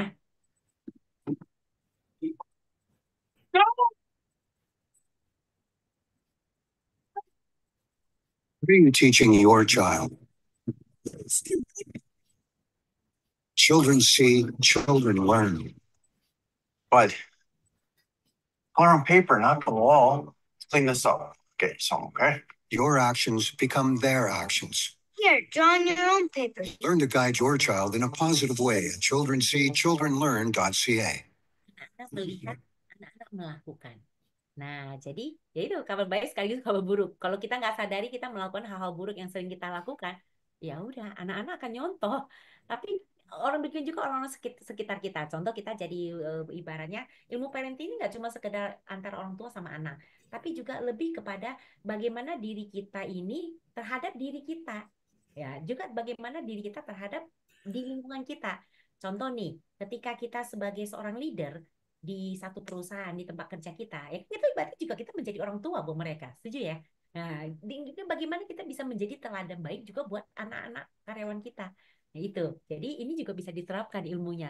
Makanya teman-teman semua, makanya kan ada beberapa tokoh-tokoh di dunia ya yang disebut pemimpin yang hebat. Kenapa? Karena mereka juga menerapkan tidak hanya ibaratnya nyuruh-nyuruh, tapi mereka juga menerapkan mereka sendiri terjun ke lapangan dan mereka sendiri yang menjadi contoh teladan buat orang-orang di bawahnya sehingga kan luar biasa. Ada ya kan banyak di sekarang ya kalau lagi viral juga ada ya tahu ya di daerah daerah Jawa Barat sana ya. Oke, ya ini saya lanjut ya. Nah, teman-teman semua ini komunikasi juga penting banget. Teman-teman perlu perhatikan komunikasi bernuansa negatif ini bahaya banget. Ya ini sebagai informasi aja. Jadi membandingkan anak itu sebaiknya jangan walaupun tujuan kita niatnya baik supaya si anak termotivasi. Karena buat si anak dia itu bukan termotivasi malah terdemotivasi. Dia akan merasa kok saya dibandingkan, apakah saya begitu tidak bergunanya, apakah saya begitu nggak bagusnya dan sebagainya. Karena diartikannya berbeda. Ya, nah apalagi dengan marah, dengan ibaratnya hal-hal yang tidak nyaman buat anak tersebut, merendahkan. Contoh, yo, wah kamu tahu nggak sih? Ya, misalnya dulu itu zaman dulu mama papa itu hal-hal begini aja gampang gini ya, ya. Itu sebenarnya merendahkan walaupun niatnya baik mau memotivasi ya hati-hati ya. Nah, terus kemudian ketika dipuji orang lain, oh anakmu hebat ya bisa duduk diam. Nah, biasa kan orang tuanya bilangnya apa? Enggak lah, dia mah tumben aja nih bisa diam kayak. Ya, niatnya maksudnya niatnya adalah nggak supaya nggak sombong kelihatannya betul ya. Nah, tapi ternyata malah itu merasa nggak bagus. Kemudian dia manipulatif. Contoh, oh misalnya disuapin nih, begitu disuapin dibilang makan makan. Nah, begitu dia mau makan, bilangnya apa? Pinter. Jadi berarti kalau dia nggak makan nggak pinter ya. Nah ini hati-hati ini akan membuat kegalauan, kebingungan di si anak ini. Kemudian pemakaian kata-kata yang negatif kayak ya itu nggak baik. Oke, kemudian kalimat larangan. Nah, ini jangan dilarang. Nah, ini seperti saya pernah sampaikan deh dulu ya. Tapi oke kita kita ini lagi buat teman-teman barangkali ya kurang mudah untuk mengingat lagi atau mungkin yang baru mendengar. Nah, ini mau bukti nggak bahwa kalimat larangan jangan dilarang ini kurang bisa diterima oleh otak kita. Ya, Romo? Kok? Kenapa boleh diulangi? Maaf. Kata larangan itu otaknya nggak ngerti. Karena Oh kan iya, bawah ya, sadar itu otak itu eh, menangkapnya itu berupa gambaran, bukan ya. kalimat, bukan kata-kata. eh, Nah, ini sekali karena lagi ya.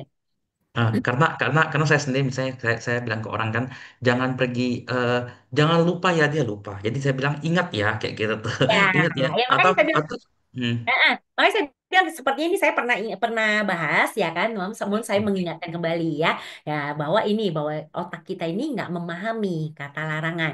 Semakin dilarang makanya semakin dilakukan ya. Ya, ini contoh membuktinya. Ini tolong ya. Romo Singgi, Ko Gunawan, dan para sahabat yang mendengar ya, jangan dilarang, tidak boleh membayangkan seekor gajah gendut warna pink pakai kolor warna hijau. Kenapa ketawa-ketawa? Karena ya kita secara sadar tahu dilarang, tapi secara pikiran kita langsung memunculkan gambaran itu, betul? benar benar benar. Kita Jadi juga logiknya juga kita tahu bahwa gajah mana ada sih yang pink, tapi muncul di gambaran, betul ya? benar benar Cinansia. Jadi Tiba-tiba aja mungkin kita kasih warna pink lagi. Udah gitu dikasih kolor lagi. benar benar. Jadi kalau saya pikir-pikir dari kata-kata ini mungkin begini Cinansia. Orang kalau makin dilarang makin nggak dibolehin dia penasaran. Padahal harusnya kita mengedukasi secara terbuka. Ini begini loh, ini begini supaya eh, dengan rasa penasaran manusia itu yang dia tuh makin jadi kayak gitu ya sebenarnya ya. Bahkan anak Nah, kecil kayak gitu. penjelasan betul. Nah, namun secara penjelasan secara ini ilmu neurosainsnya ini bahwa kalimat larangan itu otak nggak paham. Sehingga ketika kita fokus ke kalimat sesudah larangan ini, itu yang ditangkap oleh otak. Itu sebenarnya. Ya, oke. Nah, so teman-teman kenali siapa diri kita, karena kitalah yang bertanggung jawab. Ya, sebenarnya bukan bertanggung jawab sih, karena kita nggak bisa merubah orang lain. Bener nggak? Kita nggak bisa merubah siapapun, karena ya semua tuh punya kehendaknya masing-masing. Nah, tapi setidaknya keluarga bahagia, lingkungan yang bahagia itu bisa dimulai dari diri kita. Ya, ya itu dimulai dari ketenangan dan kedamaian pikiran kita dulu. Oke, nah teman-teman ini sebagai pertanyaan introspeksi, refleksi buat diri kita aja ya. Apakah saya mau bahagia? Apakah saya bisa bahagia? Kalau saat ini rasanya susah untuk bilang bisa, saya paham. Saya juga pernah di posisi, di kondisi seperti sahabat yang nggak mudah ngomong rasanya saya bisa bahagia. Namun saya hadir di sini sebagai contoh nyata, bukti nyata bahwa saya, Nancy Marduli, seorang anak yang dulu pernah punya niat dan melakukan untuk mengakhiri hidup, saya bisa bahagia. Oke? Nah, kemudian nanti setelah punya anak, apakah anak saya juga mau bahagia? Ya, tentunya mau. Siapa sih yang nggak mau bahagia, betul ya? Dan apakah anak saya bisa bahagia? Bisa. Kita bisa menjadi teladan buat mereka.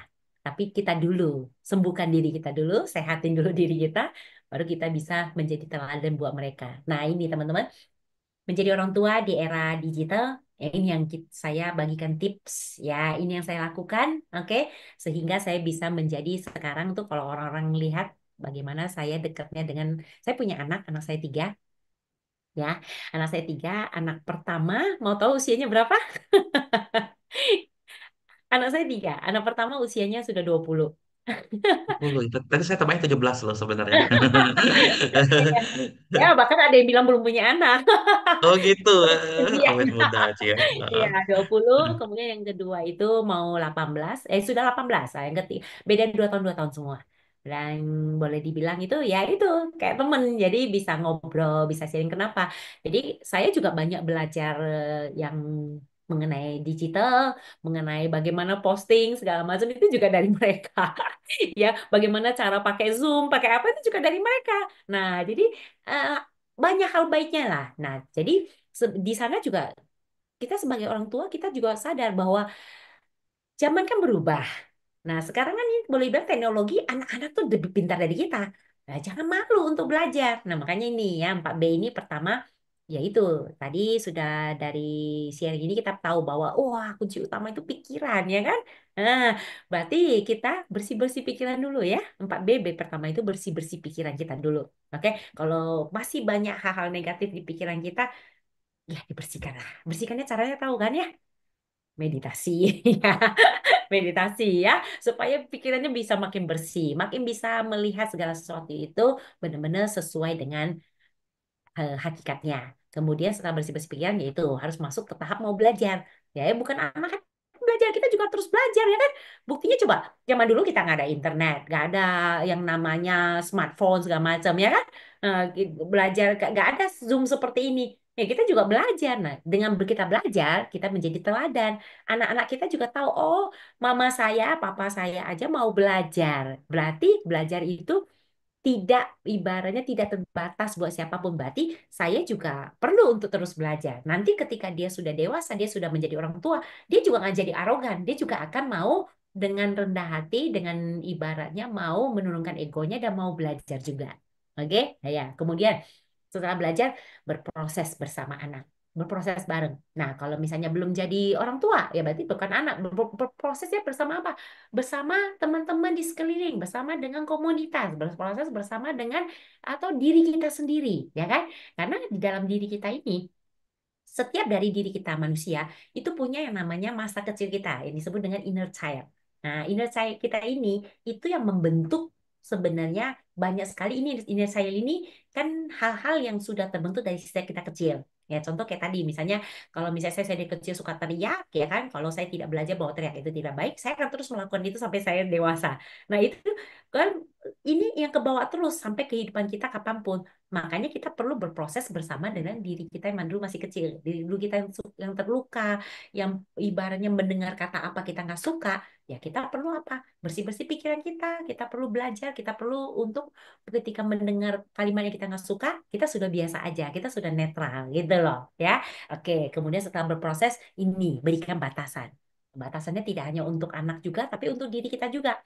Contoh, kita di era digital ini kan gampang banget ya. Kita itu ibaratnya kalau lagi bosen ya kan, scrolling ya kan. Mau temenan sama siapapun juga gampang betul ya. Nah, tentukan batasan bahwa apa? Bahwa ini kehidupan nyata sama kehidupan sosial media itu kemungkinan bisa ada perbedaan. Ada orang-orang yang memang pikirannya itu nggak baik, dan punya niat nggak baik, bahkan tujuan nggak baik. Sehingga hati-hati, kita perlu kasih batasan. Nah, batasan ini ke diri kita sendiri juga nanti anak-anak kita akan belajar untuk memberikan batasan yang tegas. Bisa ngomong yes or no itu namanya juga punya batasan. Jadi disinilah kita ibaratnya perlu menjadi teladan buat mereka bahwa kita juga punya batasan. Ketika kita lagi kerja ya kita nggak main handphone, misalnya. Ketika kita lagi perlu untuk ibaratnya melakukan hal, kita bisa fokus. Kita nggak yang ibaratnya nonton TV atau apa kayak gitu. Intinya tentukan batasan supaya anak-anak juga belajar dari kita. Makanya eh, kalau bilang menjadi orang tua teladan, ya itu ada hal buruk, ada hal baiknya ya. Hal baiknya adalah ya udah gampang banget berarti anak-anak tuh nyontoh copy langsung ya kan, copy paste langsung. Tapi hal buruknya adalah kalau kita nggak sadari diri kita sendiri, kekurangan kelebihan kita sendiri, apalagi yang kekurangan. Kok kelebihan mah oke lah ya, anak-anak contoh oke. Tapi namanya kekurangan, nah itu bahaya. Kita bahkan bisa menimbulkan berturut berkontribusi berdampak buruk ini yang merusak. Hati-hati. Oke, oke. So, nah ini 4B ini teman-teman bisa terapkan ya setiap saat dimanapun kapanpun ya kan, bersih-bersih pikiran kita dulu ya karena pikiran ada pelopor, kemudian kita mau untuk terus belajar ya, kemudian berproses ya, berproses, setelah berproses kemudian tentukan batasan, batasan buat kita, batasan buat orang. Saatnya kita saya perlu istirahat ya udah berarti kita harus tentukan jam berapa istirahat dan sebagainya. Hal-hal seperti itulah batasan-batasan yang memang karena batasan kita sama orang lain belum tentu sama. Nah, tapi dari sini anak-anak bisa belajar bahwa setiap keluarga punya aturannya masing-masing dan ini tujuannya untuk apa? Untuk membuat diri kita itu punya pengendalian diri yang bagus. Nah, yang baik. Makanya kan kita 5 sila diajarkan kita bukan dilarang, betul nggak? Bukan dilarang mencuri, dilarang membunuh, dilarang berbuat asusila, dilarang berbohong, dilarang mengkonsumsi minuman yang bisa melemahkan kesadaran. Tapi kita disuruh apa? Bertekad, melatih diri. Intinya berarti poinnya di situ apa? Pengendalian diri. Nah, ini poin batasan akan membantu mengajarkan anak kita bahwa ada bahwa kita bisa berlatih yang namanya pengendalian diri. Nanti ini akan bermanfaat untuk kita sampai nanti kita dewasa. Contoh, kita perlu bekerja di bidang kerja yang memang orang-orangnya itu perlu minum alkohol. Pada saat kita punya pengendalian diri yang baik, kita bisa bilang, oke, silakan kalian minum, boleh, ya kan? Saya tidak. Nah, itu kan batasan, betul ya? Nah, ini semua bisa didapat kalau kita memang sudah berlatih ini dari sejak dini. Oke, baik. Terima kasih. Semoga apa yang diberikan bisa bermanfaat. Nanti mungkin ada sesi tanya jawab ya. Silakan Romo. Ini saya Mungkin soft saya yang share kali ya. mungkin mungkin panjang umur jadi Nancy. Jadi ada yang nitip pertanyaan sama saya ini ya. Ini saya Em, share dulu ya. Kenapa? Saya stop share screen. Ya, halo. Screen. Ya, Screen. jadi ada yang bertanya kepada saya itu seperti ini. Kalau misalnya ada orang ya yang ini kan dia punya keluarga itu tuh kan dia bisa dibilang kayak dari kecil itu dia tuh ditinggal sama orang tuanya ya, orang tuanya pergi ke kota lain ya, dia sendiri di take care sama neneknya kayak gitu kan. Nah, dampak psikologisnya itu sekarang itu jadi dia tuh nggak terlalu peduli sama orang, dia sendiri bilang kayaknya orang tuanya tuh nggak gitu peduli sama dia, dia hanya kayak sendiri dan cuma neneknya kayak gitu, dan komunikasinya pun juga antara orang tua dan anak pun juga terganggu. Nah, pertanyaan itu gimana bekal untuk si anak ini ya yang sekarang mungkin sekitar 19 tahun kayak gitu supaya dia bisa lebih lebih lebih baik menjalani kehidupan kayak gitu. Ya, nah kalau bicara misalnya hal seperti itu kan memang tidak terhindarkan ya. Karena itu tadi dia mengartikan bahwa dia itu sudah dilahirkan, tapi kemudian kedua orang tuanya itu seperti mengabaikan dia. Padahal mungkin bukan tujuan mengabaikan, mungkin memang mereka kerja dan niat baiknya itu untuk biaya pendidikan, biaya kehidupan mereka juga. Nah, tapi kan anak ini mengartikan bahwa dia itu kita jauh dari orang tua, dia merasa dia itu diabaikan. Jadi kalau si anak itu kalau bicara sekarang dia 19 tahun, berarti kan sebenarnya dia sudah ibaratnya mencapai usia dewasa. Ketika sudah mencapai usia dewasa, berarti kan dia sudah bisa punya keputusan sendiri ya. Oke. Nah, bagaimana caranya biar dia bisa lebih baik? Yaitu tadi 4B. Pakai 4B. Pertama bersih-bersih pikiran. Oke, gimana caranya bersih-bersih pikiran? Ya, gimana caranya? Kok pikiran saya kacau banget? Saya itu merasa saya itu diabaikan, saya merasa ini. Itu kan berarti kan pikiran negatif semua, betul nggak? Ketika berpikir negatif semua sama seperti contoh tadi yang dicuekin. Akhirnya perasaannya itu akan merasakan hal-hal negatif terus. Nah, ketika merasakan hal-hal negatif, berarti apa? Akan melakukan lagi melalui pikiran, semua di amplifier, diperbesar semuanya yang negatif-negatif. Nah, sekarang bagaimana caranya? Bersih-bersih pikiran. Mulai dulu berlatih untuk berpikir positif. Caranya gimana? Contoh, kayak tadi. Kok saya itu diabaikan, saya itu dititipin ke nenek, kayaknya orang tua saya nggak peduli saya. Itu kan pikiran negatif. Nah, pikiran positifnya apa? Oh, berarti dengan saya tidak punya kesempatan bersama dengan orang tua saya pergi jauh dari saya, ya kemungkinan mereka memang memprovide ya. Kalau memang memprovide ya, tapi kalau enggak ya itu beda lagi ya. Kan. Kemungkinan anggaplah saat ini memprovide. Buktinya saya walaupun orang tua nggak ada ke saya, buktinya saya itu di sama nenek nggak pusing mikirin uang. Uang sekolah ada, uang makan ada, uang listrik ada, mau mau beli apa, baju sekolah beli apa ada, contoh ya kan. Nah, kalau misalnya nggak ada pun, kita bisa mikir yang masuk yang ke berikutnya bahwa dengan dia sendiri, saya bisa menjadi pribadi yang lebih mandiri, nggak mudah tergantung orang, betul? Sehingga mau ditaruh dimanapun bisa hidup. Dan lihat referensinya tokoh-tokoh di dunia, banyak yang dari ibaratnya kesendirian, justru malah menjadi orang-orang hebat di dunia. Siapa tahu dengan saya begini, ini membantu mendukung saya dari kecil ini, sehingga saya itu mandiri sampai nanti gede, saya mampu menginspirasi orang-orang di sekitar saya. Pikiran positif dulu, bersih-bersih pikiran. Contoh kayak saya dulu lah ya. Saya tuh dulu waktu kecil suka dipukul pakai rotan tuh ya. Jadi begitu dipukul itu sakit kan ya. Namanya dipukul kan gak ada yang suka ya Romo ya. Nah, ketika nggak suka begitu saya berusaha kabur, menghindar, lari. Begitu kabur menghindar itu di dalam pikiran saya kan saya mau menghindari rasa sakit karena itu tadi yang disampaikan oleh Romo ya bahwa ya itu di pikiran bawah sadar itu manusia itu punya mekanisme pertahanan diri yang itu kalau nggak ibaratnya fight ya kan flight ya kan. Nah jadi kalau saya waktu itu kabur ya. Jadi saya begitu dipukul saya kabur loh kabur kabur takut karena itu sakit saya nggak mau saya menghindari sakit itu tapi sayang saya amati kok ketika saya ditemukan ya saya kalau begitu kabur kan ibaratnya saya nggak orang tua saya mau pukul saya itu nggak ketemu saya tapi begitu ketemu lah kok saya dipukulnya makin keras gitu loh makin kenceng gitu kok kayak kesel banget gitu loh kayak marahnya nambah keselnya nambah gitu di situ saya belajar sesuatu apa ya tanpa saya sadari saya belajar sesuatu oh oke. Kalau gitu next mau dipukul saya harus tahan dulu nggak lari kalau saya nggak lari ya udah sakitnya segitu doang nanti ya udah saya tahanin. Nah, pada saat akhirnya saya gunakan itu. Ketika dipukul, saya tahan gitu kan. Tapi ya itu karena saya belum terbiasa berpikir positif di otak saya itu cuman apa? Pukul deh lu sampai puas, nanti ada saatnya saya balas dendam kayak gitu. Jadi pikiran negatif. Cuman satu sisi hal baiknya saya bertahan. Bertahan ini berarti apa? Ternyata ini berguna di kehidupan sekarang. Saat saya menghadapi masalah apapun, dihajar masalah apapun, Romo, dari sisi apapun, saya nggak lari. Bagus nggak sebenarnya? Bagus. Saya nggak kabur, saya nggak lari.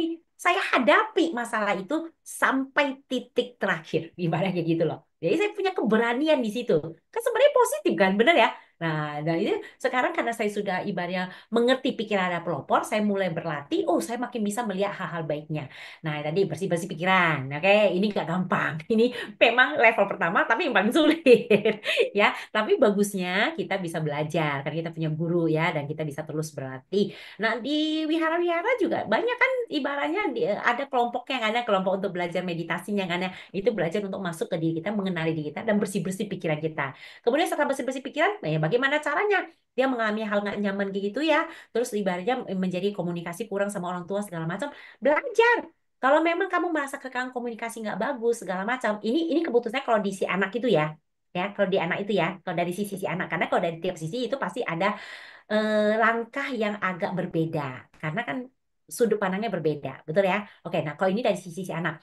Yang kedua yaitu belajar. Berarti si anak ini bisa belajar apa? Belajar hal baik. Kalau dia merasa komunikasi yang nggak baik sehingga dia kaku, dingin untuk berbicara sama orang yang lebih dewasa, apalagi dia merasa dia masih punya rasa ibarat yang kayak nggak nyaman, kebencian sama karena ditinggal segala macam. Berarti dia perlu belajar untuk apa? Karena kelemahannya di komunikasi, berarti perlu belajar komunikasi.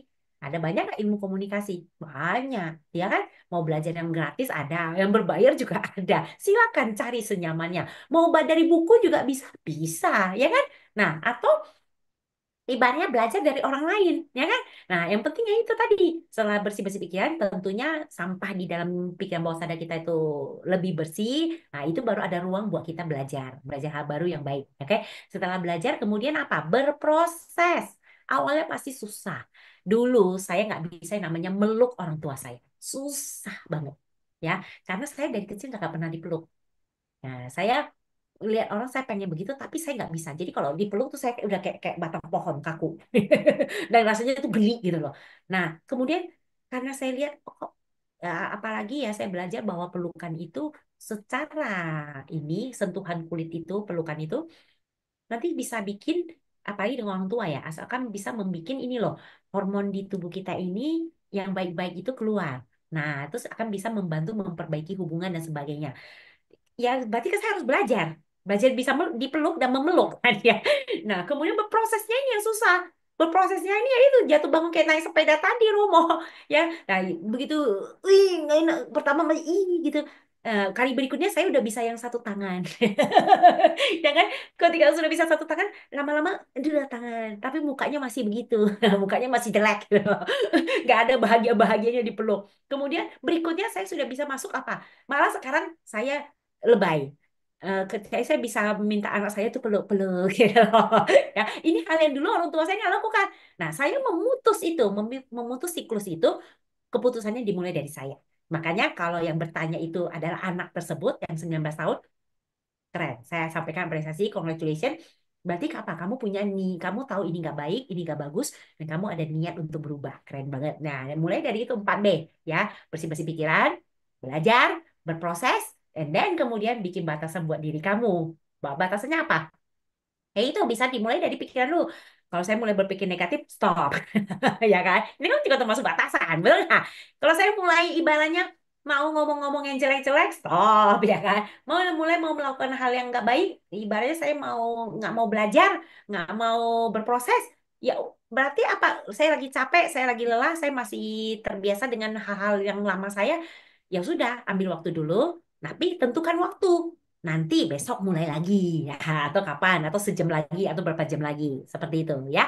Biar apa? Biar prosesnya ini bisa terus dan akhirnya bikin diri kita semakin baik. Nah, sekarang kalau dilihat dari orang tua yang nanya, anak saya sudah begitu, terus gimana nih?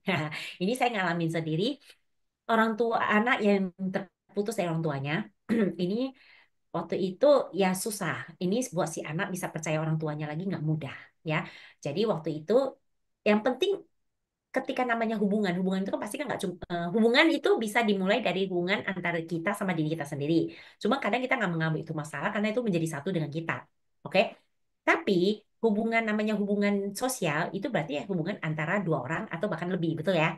Nah, hubungan ini bisa retak, bisa renggang, bisa pecah itu karena ya banyak faktor. Salah satunya seperti tadi tuh jauh dari ibaratnya orang yang semestinya dekat sama dia, ya, yaitu anak sama orang tua. Nah, demikian juga dengan anak ini. Anak orang tuanya tuh terbiasa pergi keluar, terbiasa sibuk bekerja, anaknya ini selalu sama pengasuhnya. Dan kebetulan pengasuhnya ini eh, kurang namanya pengasuh ya, ibaratnya bekerja itu tidak ada yang nggak semua, ada yang dengan hati yang tulus. Jadi hanya berdasarkan bayaran aja dan dia cinta kasihnya itu tidak benar-benar tulus. Jadi kadang dia juga pasti namanya manusia pasti punya masalah sehingga melakukan pelampiasan hal-hal yang tidak baik ke si anak gitu loh. Nah, jadi si anak ini mengalami demikian sehingga sampai dia usia 21 tahun, bahkan 21 tahun si anak ini benar-benar disconnect sama orang tuanya dan apalagi dia sekolah keluar sampai gak mau pulang. Nah, itu orang tuanya sampai bingung, nggak bisa hubungin. Nah, caranya gimana? Ya orang tua tuh harus apa? Pertama yaitu bersih, Pak Bella lagi, bersih-bersih pikiran dia dulu. Jangan berpikir bahwa anak saya udah begini, udah susah, nggak bakal bisa berubah. Ya itu tadi kan. Jadi orang tuanya harus berpikir, oke, ini rusak ya karena sebab akibat. Ya, karena buah perbuatan saya dulu juga. Ya kan? Tapi ya sudah, semua bisa diperbaiki. Yang penting kita mau itu tadi bumbu resep resep sukses dari guru kita ya, tidak menyerah itu tadi. Terus belajar, terus berusaha tidak menyerah itu tadi. Nah, jadi harus mau masuk itu proses bersih-bersih pikiran. Oke, bereskan diri dulu, habis itu mau belajar. Belajarnya gimana? Ya itu tadi komunikasi. Jadi kita bisa yang namanya yaitu memulai komunikasi. Jadi waktu itu kebetulan kalau dari orang tua ke anak, berarti butuh yang namanya sosok mungkin ibaratnya si orang tua ini perlu butuh butuh guru lah, butuh coach. Nah, kebetulan waktu itu saya sebagai coachnya, saya bantu mengarahkan cara komunikasi masuk ke anak kayak gimana. Dan kebetulan waktu itu anaknya bisa sudah mulai terbuka. Awalnya benar-benar nutup diri, sama sekali nggak mau ngomong. Waktu itu sampai saya itu diundang ke luar negeri karena anaknya waktu itu di luar negeri. Nah, waktu itu di sana anaknya sama sekali nggak mau ngomong, bahkan nggak mau kasih tahu tempat tinggalnya di mana. Nah, namun setelah sudah berhasil, kemudian anaknya itu punya satu pertanyaan, tapi kemudian pertanyaan itu saya bilang, it's okay. Kalau kamu, saya bilang, I know, you merasa sakit. I know you merasa gak dibutuhkan. I know you merasa terabaikan selama ini. Nah, ketika divalidasi perasaannya, dia kayak merasa kayak ada yang ngertiin. Nah, disitulah akhirnya dia mulai percaya sama saya. Kemudian dia itu masuk ke yang dia bilang dia punya pertanyaan. Saya bilang, it's okay. Kamu kalau memang nggak nyaman dan nggak bisa ngomong, ya nggak terbiasa komunikasi, kamu tulisin. Tahu apa yang dia tulis? Tahu nggak? Tahu nggak Roma? Apa yang dia tulis? Bisa Hmm, nemu. apa? Hmm. Dia tulis satu kalimat. Apakah saya benar-benar anak kamu? Itu kan Hmm. itu mamanya baca sampai nangis. Iyalah kamu gitu. Terus ya. Nah, jadi si anaknya ini bilang, akhirnya bisa terbuka. Anaknya ini bilang, coba sudah berapa kali Mama itu minta maaf dan janji nggak bakal ngulangin, bakal mau ibaratnya perbaiki komunikasi. Tapi begitu lagi, begitu lagi. Nah itulah ya kan manusia karena makanya kita butuh belajar. Belajarnya dari mana? Dari orang-orang yang tepat juga. Ya kalau nggak bisa dari orang yang mungkin dari buku sampai kita cari-cari, ya kan? Nah jadi makanya teman-teman semua is okay, gak apa-apa. Semua orang tuh prosesnya berbeda sesuai dengan ya buah karma masing-masing ya kan? Ya semua kan bisa terjadi kan sesuai dengan buah karma kita. Ya, Abina Pacawekana, Suta yang perlu kerap kali kita kita renungkan. Di situ apa? Saya terlahir dari karma saya, terlindung oleh karma saya, berkerabat dengan karma saya. Apapun yang kuperbuat, baik ataupun buruk, itu yang kuwarisi. Betul ya? Nah, makanya, soalnya kalau mau bilang belajar Dhamma itu gampang banget. Kalau nggak paham semua, nggak apa-apa. Poinnya cuma tiga. Perbanyak berbuat baik, kurangi perbuatan jahat, sucikan hati dan pikiran. Benar nggak? Sucikan hati dan pikiran sama nggak dengan bersih-bersih pikiran tadi? Ya kan?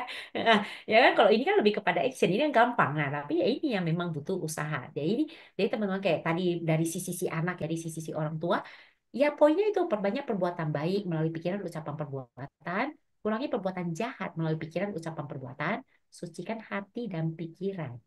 Ya, itu poinnya. Oke? Oke, baik, siap. Sebenarnya ada satu lagi nih, cuma waktu kita mau habis nih. Gimana? Mau ditanyakan atau mau kita close? Kayaknya kita tanya aja satu terakhir ya. Boleh, Jadi boleh. ini, masih sama orang yang sama. Kok kebanyakan orang tua itu suka nuntut ke anaknya untuk Apa? mengikuti standar. Oh, nuntut. Nah, Ya, kok kebanyakan orang tua itu suka nuntut ke anak untuk mengikuti standarnya mereka. Padahal mereka tuh sendiri tuh nggak tahu kalau misalnya anak mereka tuh memiliki kemampuan di bawah standar mereka, kayak gitu. Solusinya gimana? ya. Ini dari si anak ya. Iya. Oke. Nah, ini saya pernah kedatangan klien ya, sahabat healing. Gini, dia dia pusing, papa orang tuanya minta dia itu kuliah apa, tapi dia merasa dia nggak mampu. Nah, kuncinya di sini kan sebenarnya di komunikasi, bener nggak? Karena kita kan makhluk sosial. Nah, sebenarnya di komunikasi, cuman sebagai anak kadang-kadang kita itu nggak berani untuk berkomunikasi karena kita punya sudut pandang. Kayaknya saya itu nggak berdaya, nggak bisa komunikasi. Percuma lah kalau saya ngomong nggak bakal didengerin, betul nggak? Nah, itu bersih-bersih dulu pikiran kita. Terus kita belajar berkomunikasi yang benar. Tahu nggak? Ya kemarin ini saya surprise banget. Anak saya, anak saya yang kecil, ya, yang 16 tahun, ya, dia minta mau ke Bali. Saya kaget dong, hah, ke Bali gitu kan? Wah, sama temen-temennya cewek-cewek gitu kan. Tahu nggak apa yang mereka lakukan? Jadi saya kan, tapi kalau saya kan karena udah bisa mau dengerin, ya udah oke gimana saya dengerin. Mereka punya cara kreatif. Tahu nggak gimana? Bikin presentasi, PowerPoint. Kayak proposal jadi gitu itu ya. Gue tuh jadi wow, iya, jadi maksudnya kayak kayak ya lumer juga gitu. Wih, gila usahanya keren banget. Sampai dijelasin temennya yang ikut siapa-siapa aja namanya, ada foto-fotonya. Terus dari tanggal berapa sampai Keren, berapa, keren, keren, keren. keren banget. Bikin PowerPoint, dia presentasi, ya kan? Nah, jadi jadi kalau merasa ya kita itu lagi dituntut dan merasa itu bukan passion kita, itu kita ibaratnya kayaknya nggak bisa seperti itu. Caranya cuma satu hal, supaya kita bisa dipahami, ya kita perlu komunikasi. Dan kalau merasa komunikasi kita selama ini nggak bagus, berarti ya apa? Kita perlu belajar di situ, belajar cara berkomunikasi yang baik, supaya orang tuh nggak langsung fight atau flight itu tadi. Ya kan kadang-kadang kita kan kadang ngomong itu sukanya gini nih. Contoh gini nih, ya contoh gini. Kalau misalnya kita diomongin, ya kamu masuk contoh ya, kamu disuruh masuk arsitek.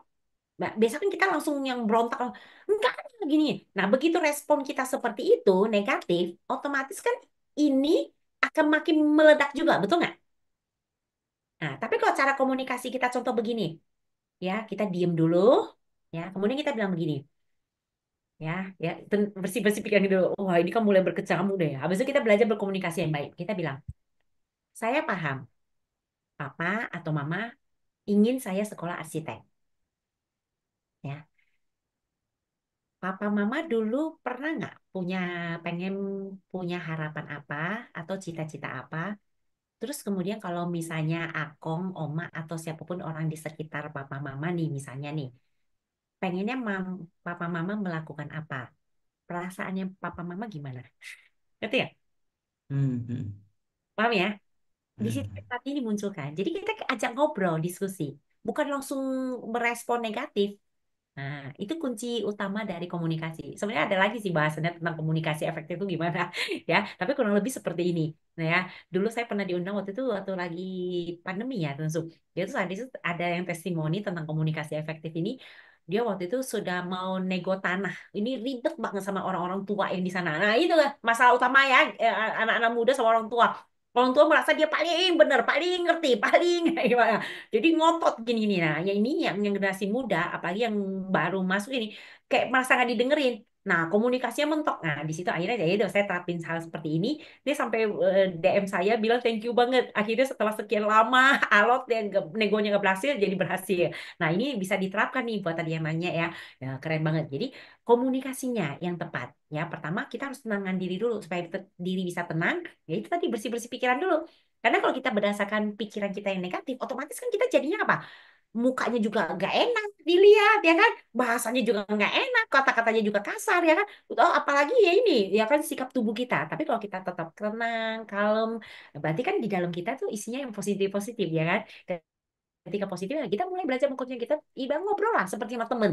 Ya, kita ngomong sama sama orang tua kita, seandainya misalnya papa mama yang digituin bagaimana ya, terus kalau misalnya papa mama nggak setuju solusinya bagaimana, apa yang papa mama lakukan, apakah nurut saja, padahal sebenarnya nanti kalaupun ikutin nih sesuai maksudnya apa maunya yang disuruh itu, kalau misalnya nanti nggak berhasil apakah nggak kecewa, ya kan, apakah nggak nanti jadi masalah lagi, dan bukankah memang setiap orang itu pasti punya keunikan yang berbeda. Setiap orang punya talenta yang berbeda. Setuju nggak? Gitu loh ya. Jadi India berupa pertanyaan-pertanyaan. Kita diskusi sama orang tua. Di situ nanti orang tua akan bisa melihat, wah, anak saya itu udah dewasa ya. Sekarang cara komunikasinya udah gak kayak anak-anak ya. Udah mampu untuk bisa berdiskusi, nego seperti itu. Ya. Kan itu kan keren, bener nggak Romo? Benar-benar. Ya, oke. Ya, Jadi pakai oke, B, yang penting belajarnya bisa komunikasi ilmu apapun. Oke? Buat oke. harga diri. Ya, baik. Terima kasih, Cinansi, atas waktu dan kesempatannya. Semoga bisa mencerahkan kita semua, dan semoga bermanfaat untuk kita semua. Sadu, sadu, sadu. Sadu. Ya, baik sekali lagi. Terima kasih, Cinansi, atas waktu dan kesempatannya. Baik, Romo Ramani dan Bapak Ibu semua, sekarang kita akan langsung masuk ke pembacaan Patidana Pelimpahan Jasa. Ya, izinkan saya untuk memimpin membacakan Patidana Parita Pelimpahan Jasa.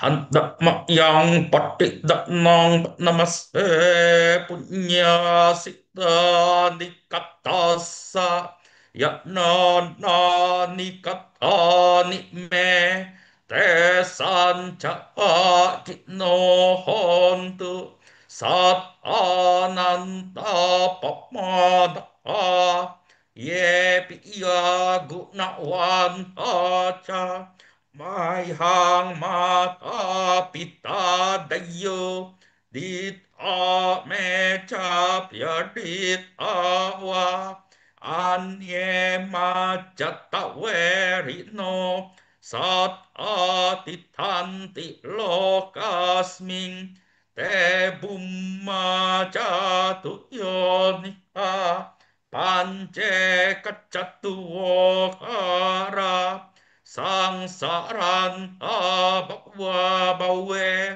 nyatang ye patita name anumotan tute sayang ye cimang napaca nanti dewate sang niwe dayung Maya dina na punyanang anumodana hetuna sap esata sakda hontu awera suka jiwino kemapa dan cepap pontu tesa sa si tang sup sadu sadu satu. Baik, Romo-Ramanya Bapak Yusuf, mari kita tutup dengan membacakan nama Karapata. Nama Karapata. Rahang Sama Sambut Oh Bagawa But Ang Pakawan Ang Abiwat Eni Swat At Oh Bagavat At Hammo Dhammang Namasami Supatipano Bhagavato Sawakasang Oh Sanghang Namami Sampai serta bantu kita semoga semua kita berbahagia. Sadu, sadu, sadu. Baik, sekali lagi terima kasih kepada Cinansi atas waktu dan kesempatannya ya. Sampai bertemu lagi di acara berikutnya. Semoga Cinansi dan semua berbahagia selalu. Sadu, sadu, Aduh, sadu. sadu, sadu. Semoga demikian juga dengan semuanya senantiasa berbahagia. Thank you. Baik, thank you ya. Baik, kita akan langsung masuk ke pengumuman. Silakan, operator.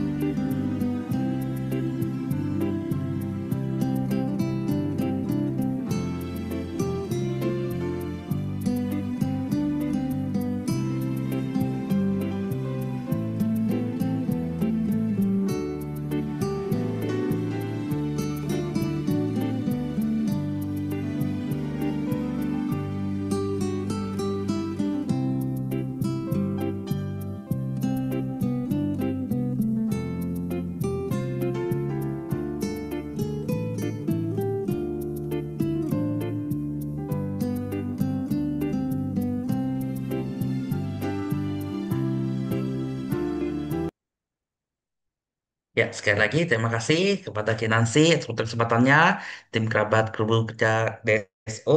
Ya, kami permisi dulu ya. Terima kasih.